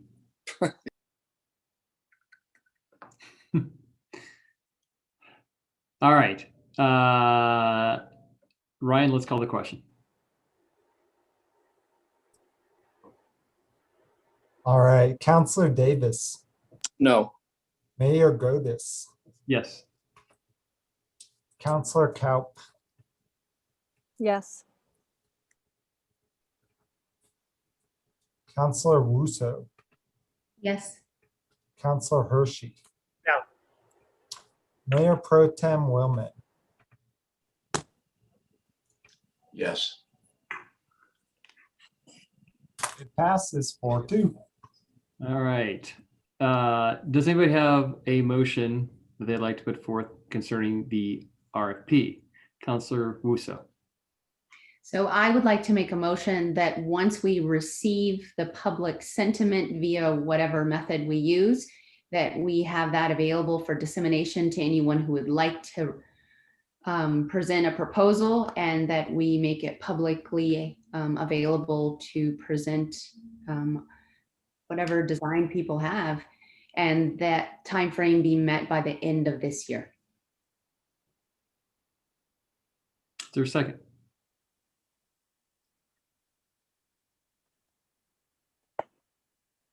Looks like motion dies for lack of a second. Hey, join the club. It happens to me all the time. Counselor Davis. Yeah, I have to make a motion to put out an RFP for this development. That I don't understand. I have to decouple that a little bit. I don't understand how you could put out public comment if you don't have a plan, an RFP back, a proposal back to give your opinion on. So I think this RFP ought to go out immediately or within the next 30 days. Certainly by the time that RFP comes back to us, that public comment will be in place. But at least the public will know we RFP out. I'll second. Been moved by Steve, seconded by Charlie. For the comment on that motion. I'm sorry, but can you please just restate the motion? Yeah, simply For clarity, thanks. that an RFP would be put out within the next 30 days for development of the canyon area. That would be the hot springs below and above the dump, the landfill road. I don't know where you draw the line. So Okay, thanks. just so we can get proposals. Councilor Hershey. Mr. Davis, can I ask a question about your motion? Yes. Do you think it's consistent with what was just voted on, or do you think you're dialing down two distinct tracks? I'm curious of your thoughts. Thank you. I just think that by the time we get an RFP out and respondents back, that we will also know the public sentiment. And the public will be aware of the fact that we have put an RFP out. Thank you. That RFP would be similar to Beckley's plan originally. Sorry, I started lowering a lot of hands. I think it's Charlie and then Ingrid. And Steve, I guess, Mike, I thought when you did that, it was kind of adapting the RFP that I was suggesting earlier that would be managing the hot springs and camping, both recreational and recreational vehicles and other camping, and also traffic study. Would it be all those same things that I talked about earlier? I would second that motion again. Okay, well, you've made the motion, but if you'll change your motion to that, I will second it in that manner. Okay. Yeah. That's what I thought you were making when I seconded it. So. It is. I was just trying to keep it simple, but the RFP would be for RV tent camping, the development of the hot springs pool area, and certainly would have to respond to all the issues that was in the staff report today, and probably more. Any further comments on this motion? Go ahead, Ingrid. So my only question is, what happens if we get public sentiment and feedback that is a contradiction to what you just described, Steve? Well, then award a contract to anybody, do we? Yeah, okay. Well, for the sake of timeliness, I think that the RFPs do give us, those that are returning feedback from us and giving us, these proposals, we start to have people in the queue of who are interested in doing this with us, and we can see what their ideas are, and that I love the idea of getting people on board who want to collaborate. So I can get behind this, but once again, I will be, as I have been this evening, I will be a huge proponent of integrating that public sentiment into the final product. Thanks, Ingrid. Shelley. I guess my question is, though, if we're putting out an RFP on a proposal that was withdrawn a couple of years ago, and we're preempting that RFP to our public process, it seems like it's putting the cart before the horse, and we're kind of delegitimizing our public process. So I would prefer to see that RFP just wait the extra month and go out after our public process is done, but that's my comment. Thanks. I'll just make a quick comment. I think that the RFP, Shelley, I agree with a lot of what you say. And I also agree with Councilor Davis, having, a plan for people to comment on throughout the process. And we don't have to award the contract either. Yeah, it's tough.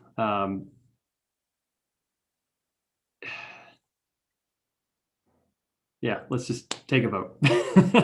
Ryan, let's call the question.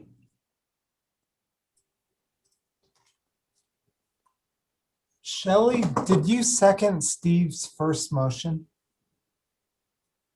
No? Charlie did. Okay. Mayor Godus. Yes. Councilor Davis. Yeah. Councilor Hershey. Yes. Councilor Cow. No. Councilor Russo. Yes. Mayor Pro Tem Wellman. Yes. It passes 5-1. Thank you, council. Thanks, Brian. I just say that there is a bit of a public process in that we are elected officials, and by a vote of 5-1, we want to go forward with this RFP. So, we do represent our wards and the city at large. So I don't want the public to think that we're doing this. A lot of us have seen this, the original proposal 2 years ago. So this hasn't been something that was just a truncated thing that came to us last week. I'd like for the public watching to know that and be aware of that. All right. That was some good sausage making. Next item on the agenda. Let's go back to the review and adoption of the 2021 update to the 2015 to 2035 long-range transportation plan priorities. I believe we have Steve Smith. Just hang out with us still, Steve. There you are. I'm promoting you. Who else should I be promoting?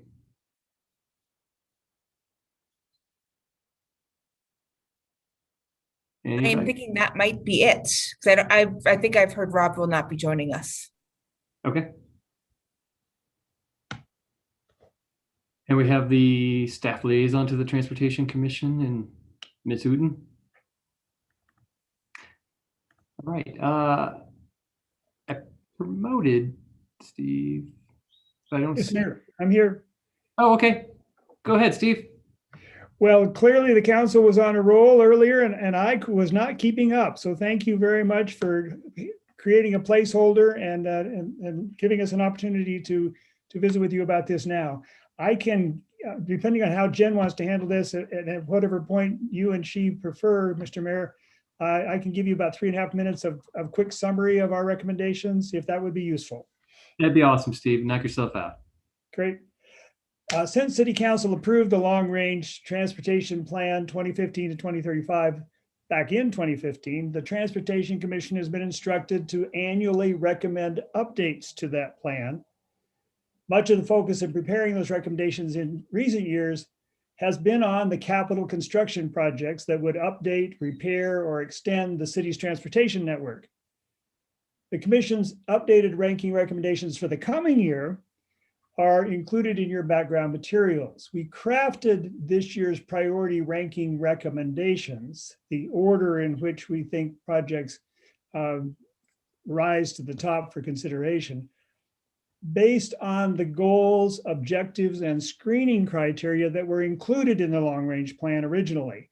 Those guides can be summarized into 3 basic components.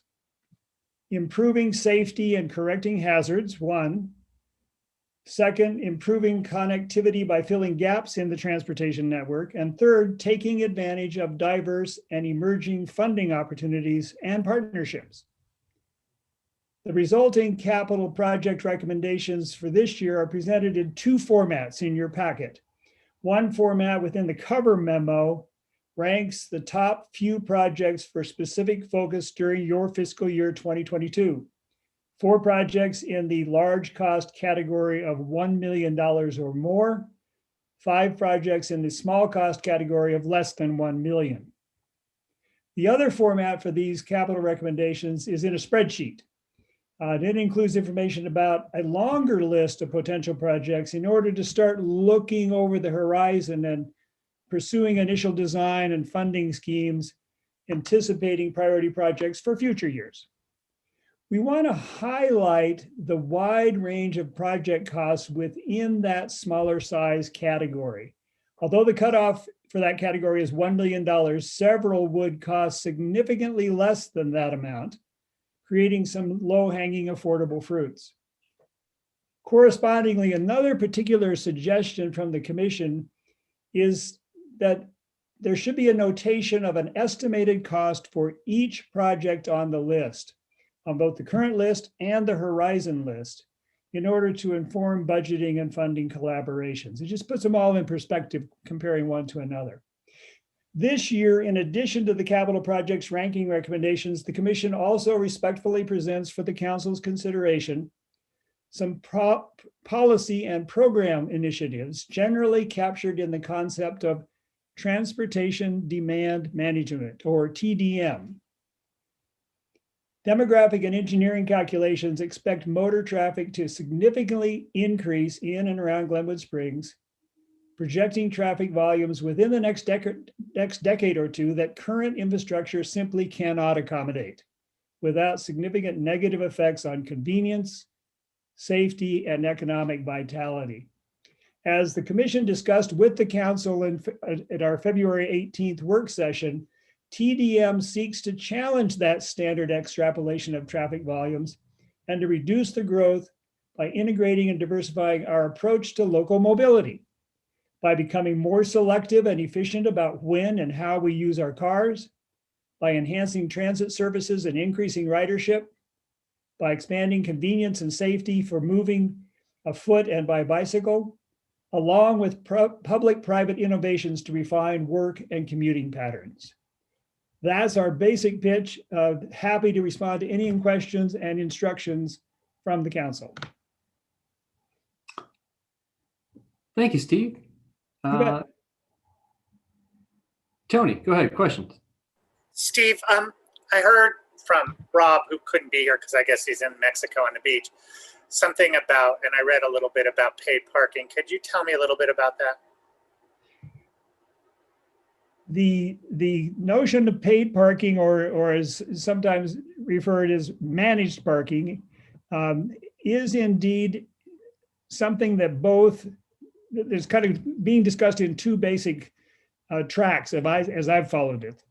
The Transportation Commission is interested in learning more about that option for improving visitor and customer parking access to the commercial districts in our town while protecting neighborhoods and while being sure that employees can get to work. So we're interested in that for all those reasons. We understand that a combination of DDA, maybe chamber, and city staff have also begun conversations about that. City staff held a listening session a month or 2 ago. So the conversation is already afoot, but as far as I know, no commitments made yet. Thank you. Thank you, Mr. Mayor. So one project I was just kind of curious about what the status is as far as transportation is 8th Street. And just, go ahead. Should I go ahead and respond to that, Mr. Mayor? Yeah, that'd be great. Yes, please.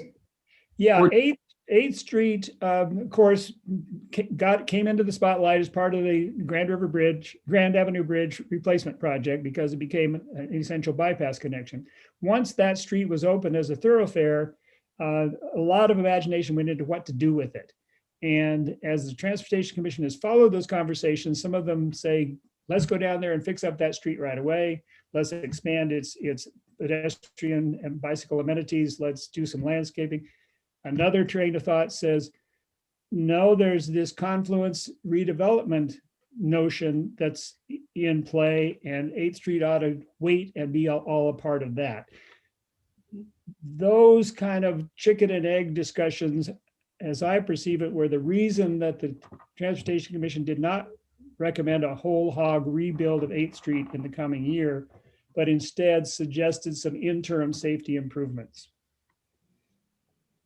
So I think my only concern with that is that we only have one temporary connection on 8th Street. So, you know, I would love to see, and I don't know where staff is with this, but I would love to see some emphasis put on there just for funding's sake, and just making sure that when we start projects, especially since that there is no definitive timeframe for Confluence, that we do this and we, you know, we finish the projects we start and we do them well.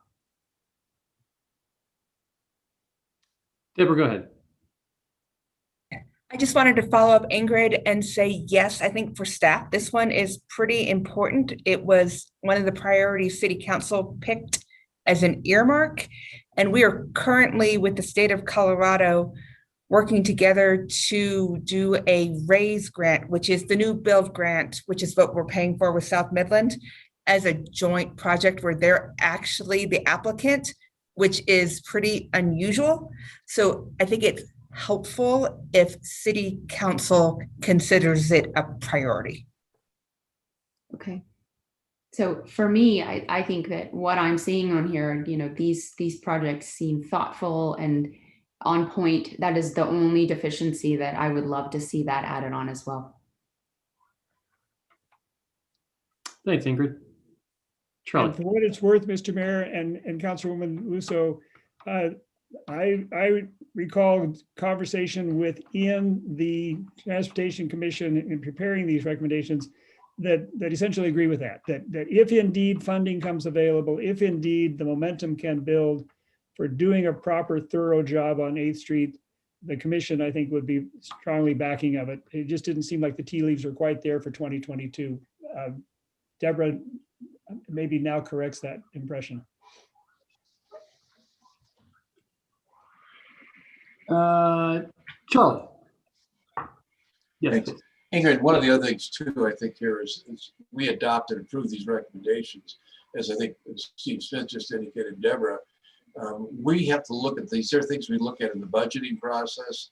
So we can, if the money is available and we think we can move forward with a bigger 8th Street project, we as a council can certainly expand that. I think we're keeping it as a top small project, which I think is important if we can't afford a big one. So I agree with you, but I think that right now I'm comfortable with adopting these recommendations because we get to look at it again during the project.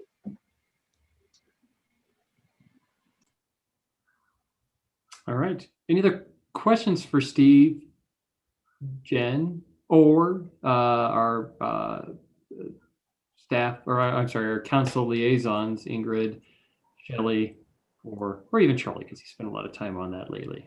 Go, Jen. I think to Councilor Willman's point, we do anticipate that this would be essentially the document that helps you as you are budgeting for 2022. So I think, and we are pursuing this grant. I think it would be helpful if we had it on the list related to the 8th Street project, so that when we are, sending that information as part of a grant application, we sometimes do that. We don't do it every single time, but when we do, I think it is powerful to have it on a list of priorities for the city. So that's all I would add. All right. I don't see any other hands up, so I will turn it over to the public for any public comment. See none, I'll turn it back for Shelley to say something, because I saw her hand briefly go up. It popped up. I had a quick question. Since I see Terry is on here and Jen also, are there any projects that staff would like to see us consider in the budget that are not in the list coming from, that are presented here from the commission?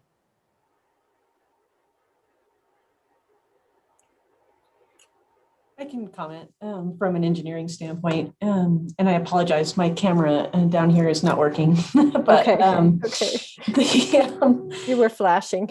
yeah, it'll give you a migraine after a while.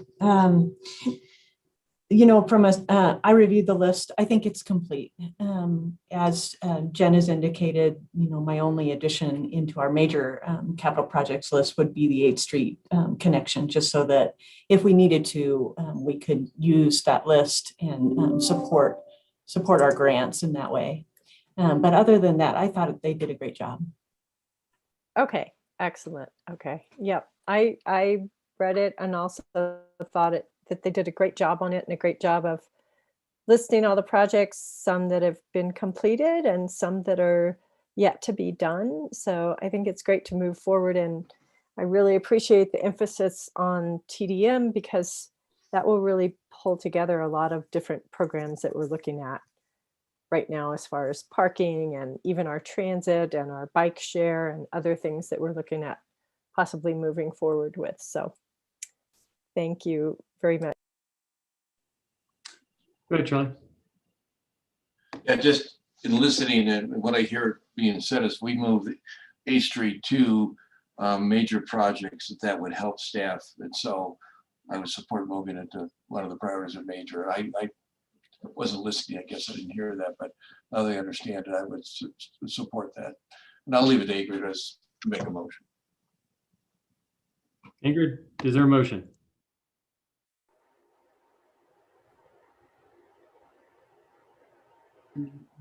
Yeah. So ultimately, I will be making a motion to approve and adopt the 2021 updates to the 2015-2035 long-range transportation plan priorities, with the only amendment being to add the 8th Street improvements onto the major plan or the priorities. I'll second that.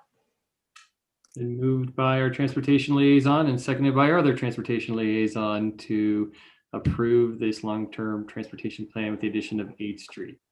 Any further discussion? See none. Ryan, let's call the question.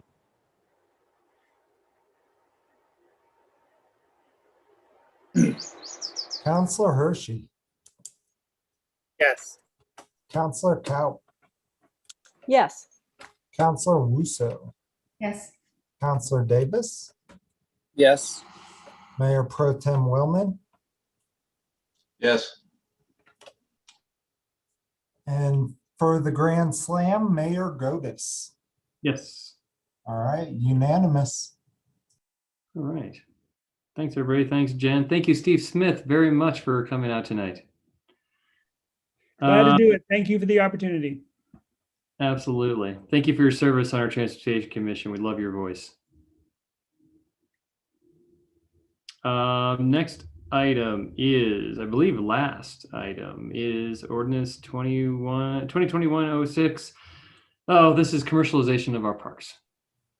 All right, thank you, Mr. Mayor. We can make this really quick. This is first reading on the ordinance, making a couple of very minor amendments to 0900300040 and 050.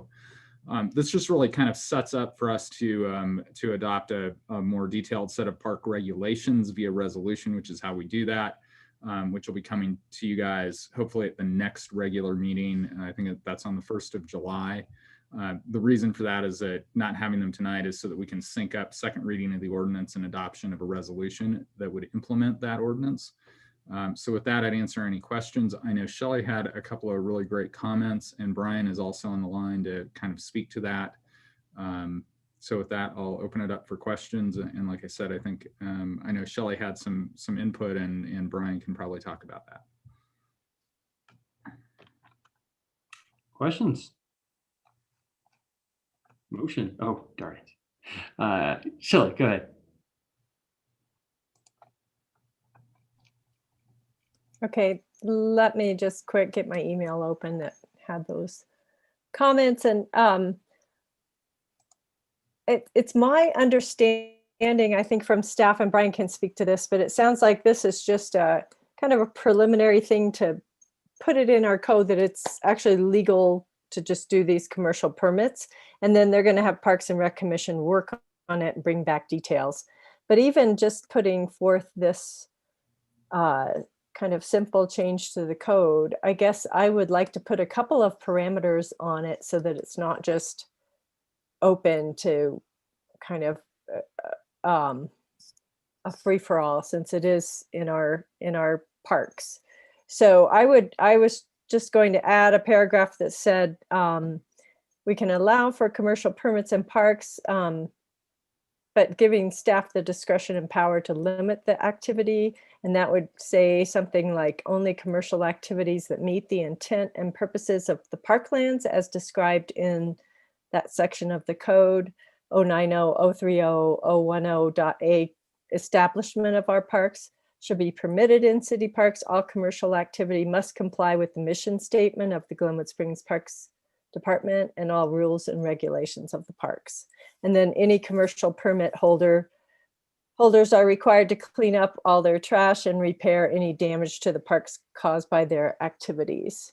So that was my first comment, to add kind of an amendment to that effect to this change. And also then I had a question for council. Do we want to put kind of a space limit on how much commercial activity you allow in the park, like not more than 10 or 20% if it's not a big special event? Obviously Strawberry Days takes up the whole park, but so that's just an idea, a couple ideas to put out there. Yeah, if I may, Shelley, I guess on your proposed amendment to 090-030-040B, I think all of that except the last sentence, because that's really kind of a parks regulations and would be included in any permit anyway.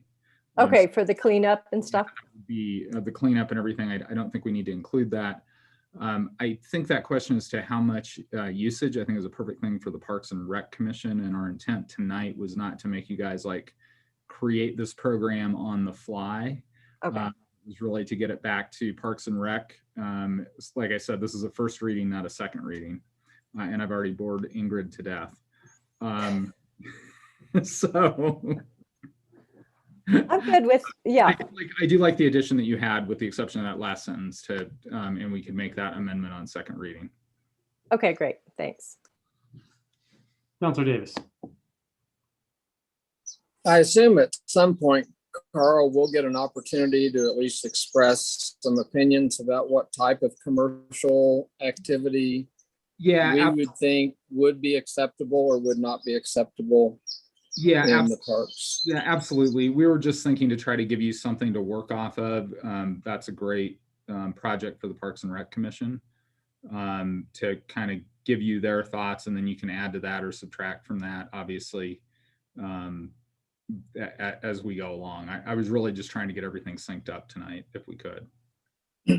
It seems a little awkward that we'll only have one more shot at this during the second reading. So maybe I'll email.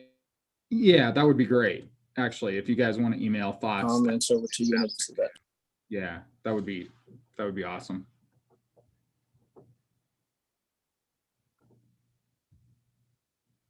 Is there a motion? No, sorry, it's an ordinance, first reading, so we need to open it for public comment. We are going to open public comment. Public comment's open. Todd or Jennifer, would you like to comment? Sarah can comment too. Christian obviously can, but never does. All right. We'll bring it back for a motion.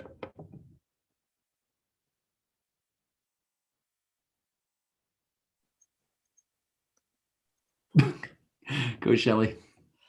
Okay, let me pull up my packet.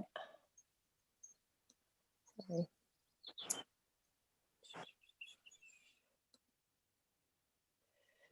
I move that we approve ordinance 2021-06, amending sections 090, 030, 040, and 090, 030, 050 of the Glenwood Springs Municipal Code on the use of parks through a permitting system, with the addition of the paragraph that I just read to the council and that I believe staff has in email form to be added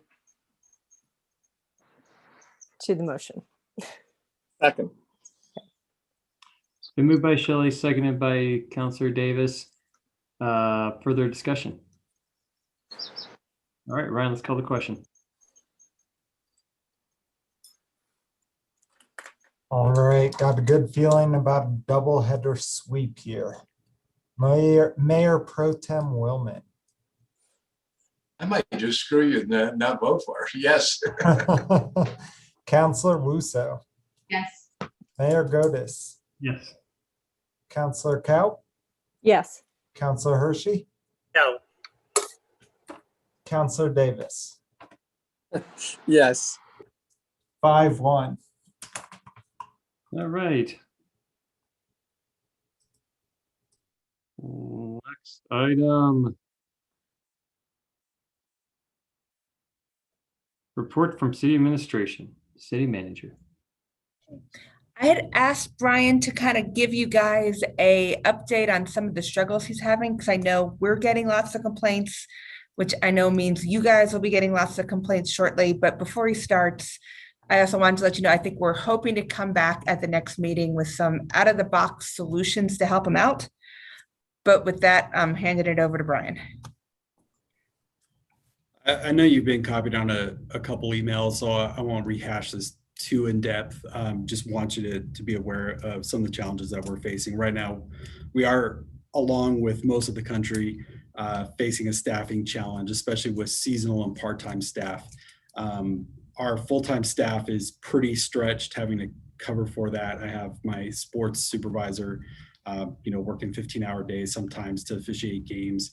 I have 5 full-time staff, including our Parks and Rec administrator, our fitness coordinator, our recreation manager, and our pool supervisor, working lifeguard stands during the day. We don't have enough staffing hours to be fully open, and so we have limited capacity with just 1 lifeguard on rather than having 2. We're having to stay close the pool on Fridays, and we're not open on Sundays. We just don't have the staffing ability to do that. We are down probably about 46 positions in the department. Our parks department is also, they're at critical levels right now. We have several full-time staff vacancies, and we have almost no seasonal staff, or we'd have about a dozen right now.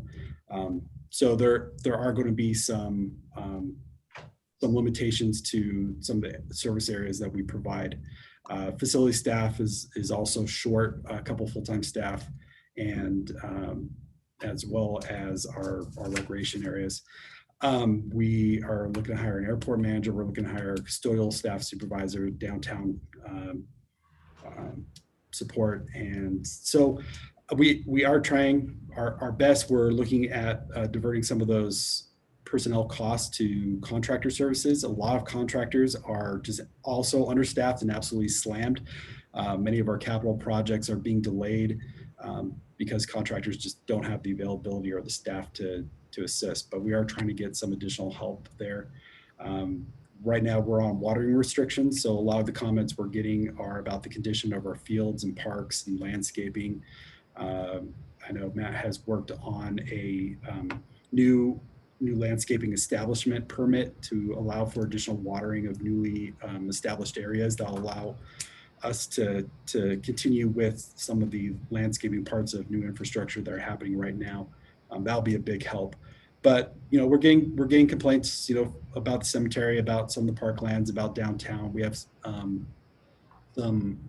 we're just getting slammed. Like I mentioned earlier, we had about a 60% increase in use in our parklands, trails, public spaces last year. Without other entertainment options, not everyone in the community are comfortable with going to Disneyland or whatever else indoor entertainment. So they're getting out, and that's a trend that we're continuing to see. So we are kind of getting loved to death in the downtown area,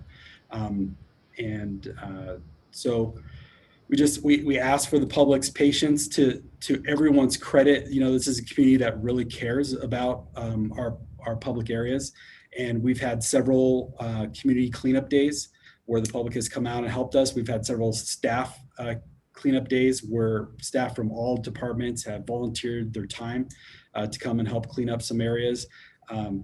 Like was mentioned earlier with the hot springs from Todd, we have citizen groups and individuals that go out and will assist our staff. And so we're incredibly grateful to everyone. I think once the public kind of understands a little bit about our situation and where we're at, that we really are trying our best. We have some things we can control and many things that we can't. We are hoping to come back to council with a couple options for possible solutions and helping with staffing.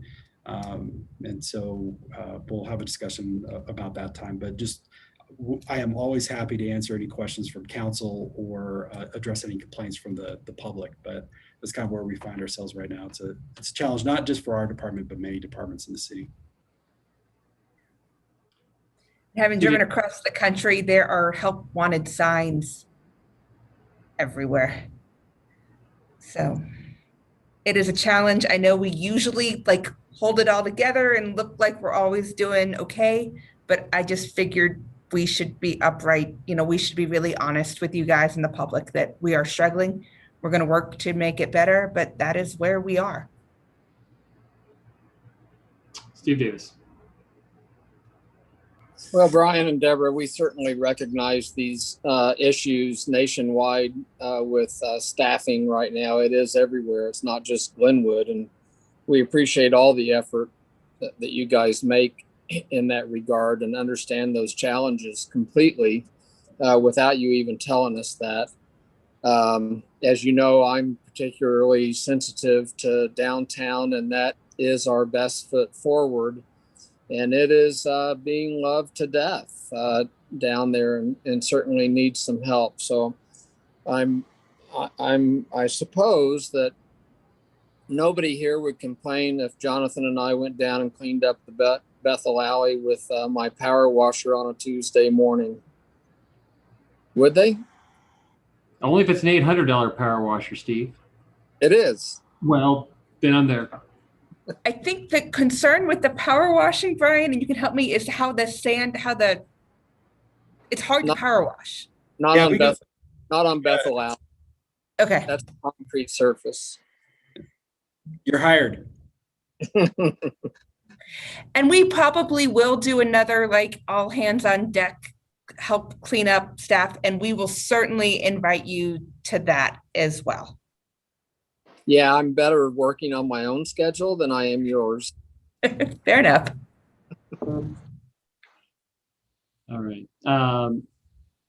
Yeah, and Brian, I don't know if you heard me earlier, just people swamped me today talking about how great Glenwood Springs is and how much fun they have and what a great downtown it is. So I know you're struggling. Everybody's struggling. So if it was a question of throw money at the problem, I would be making a motion to throw money at the problem. But I suspect it goes a little farther than that.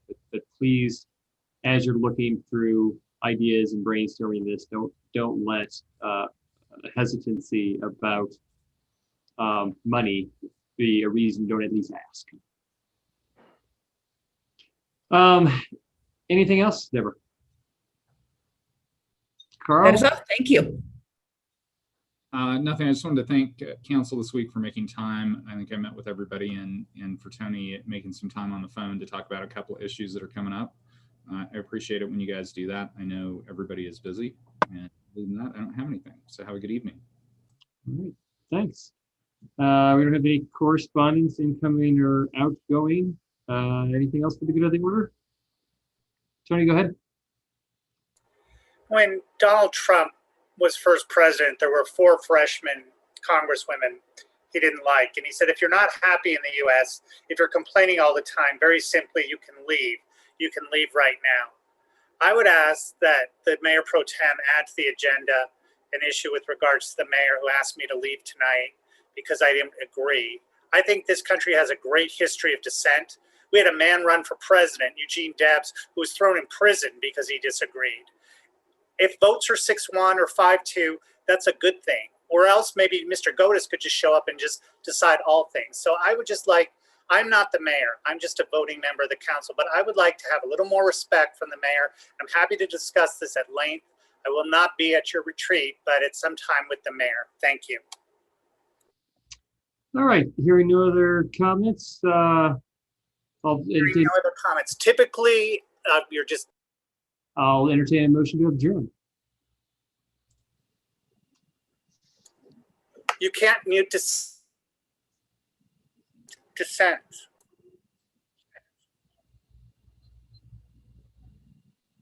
I'll move to adjourn. And I'll second. All those in favor say aye. Aye.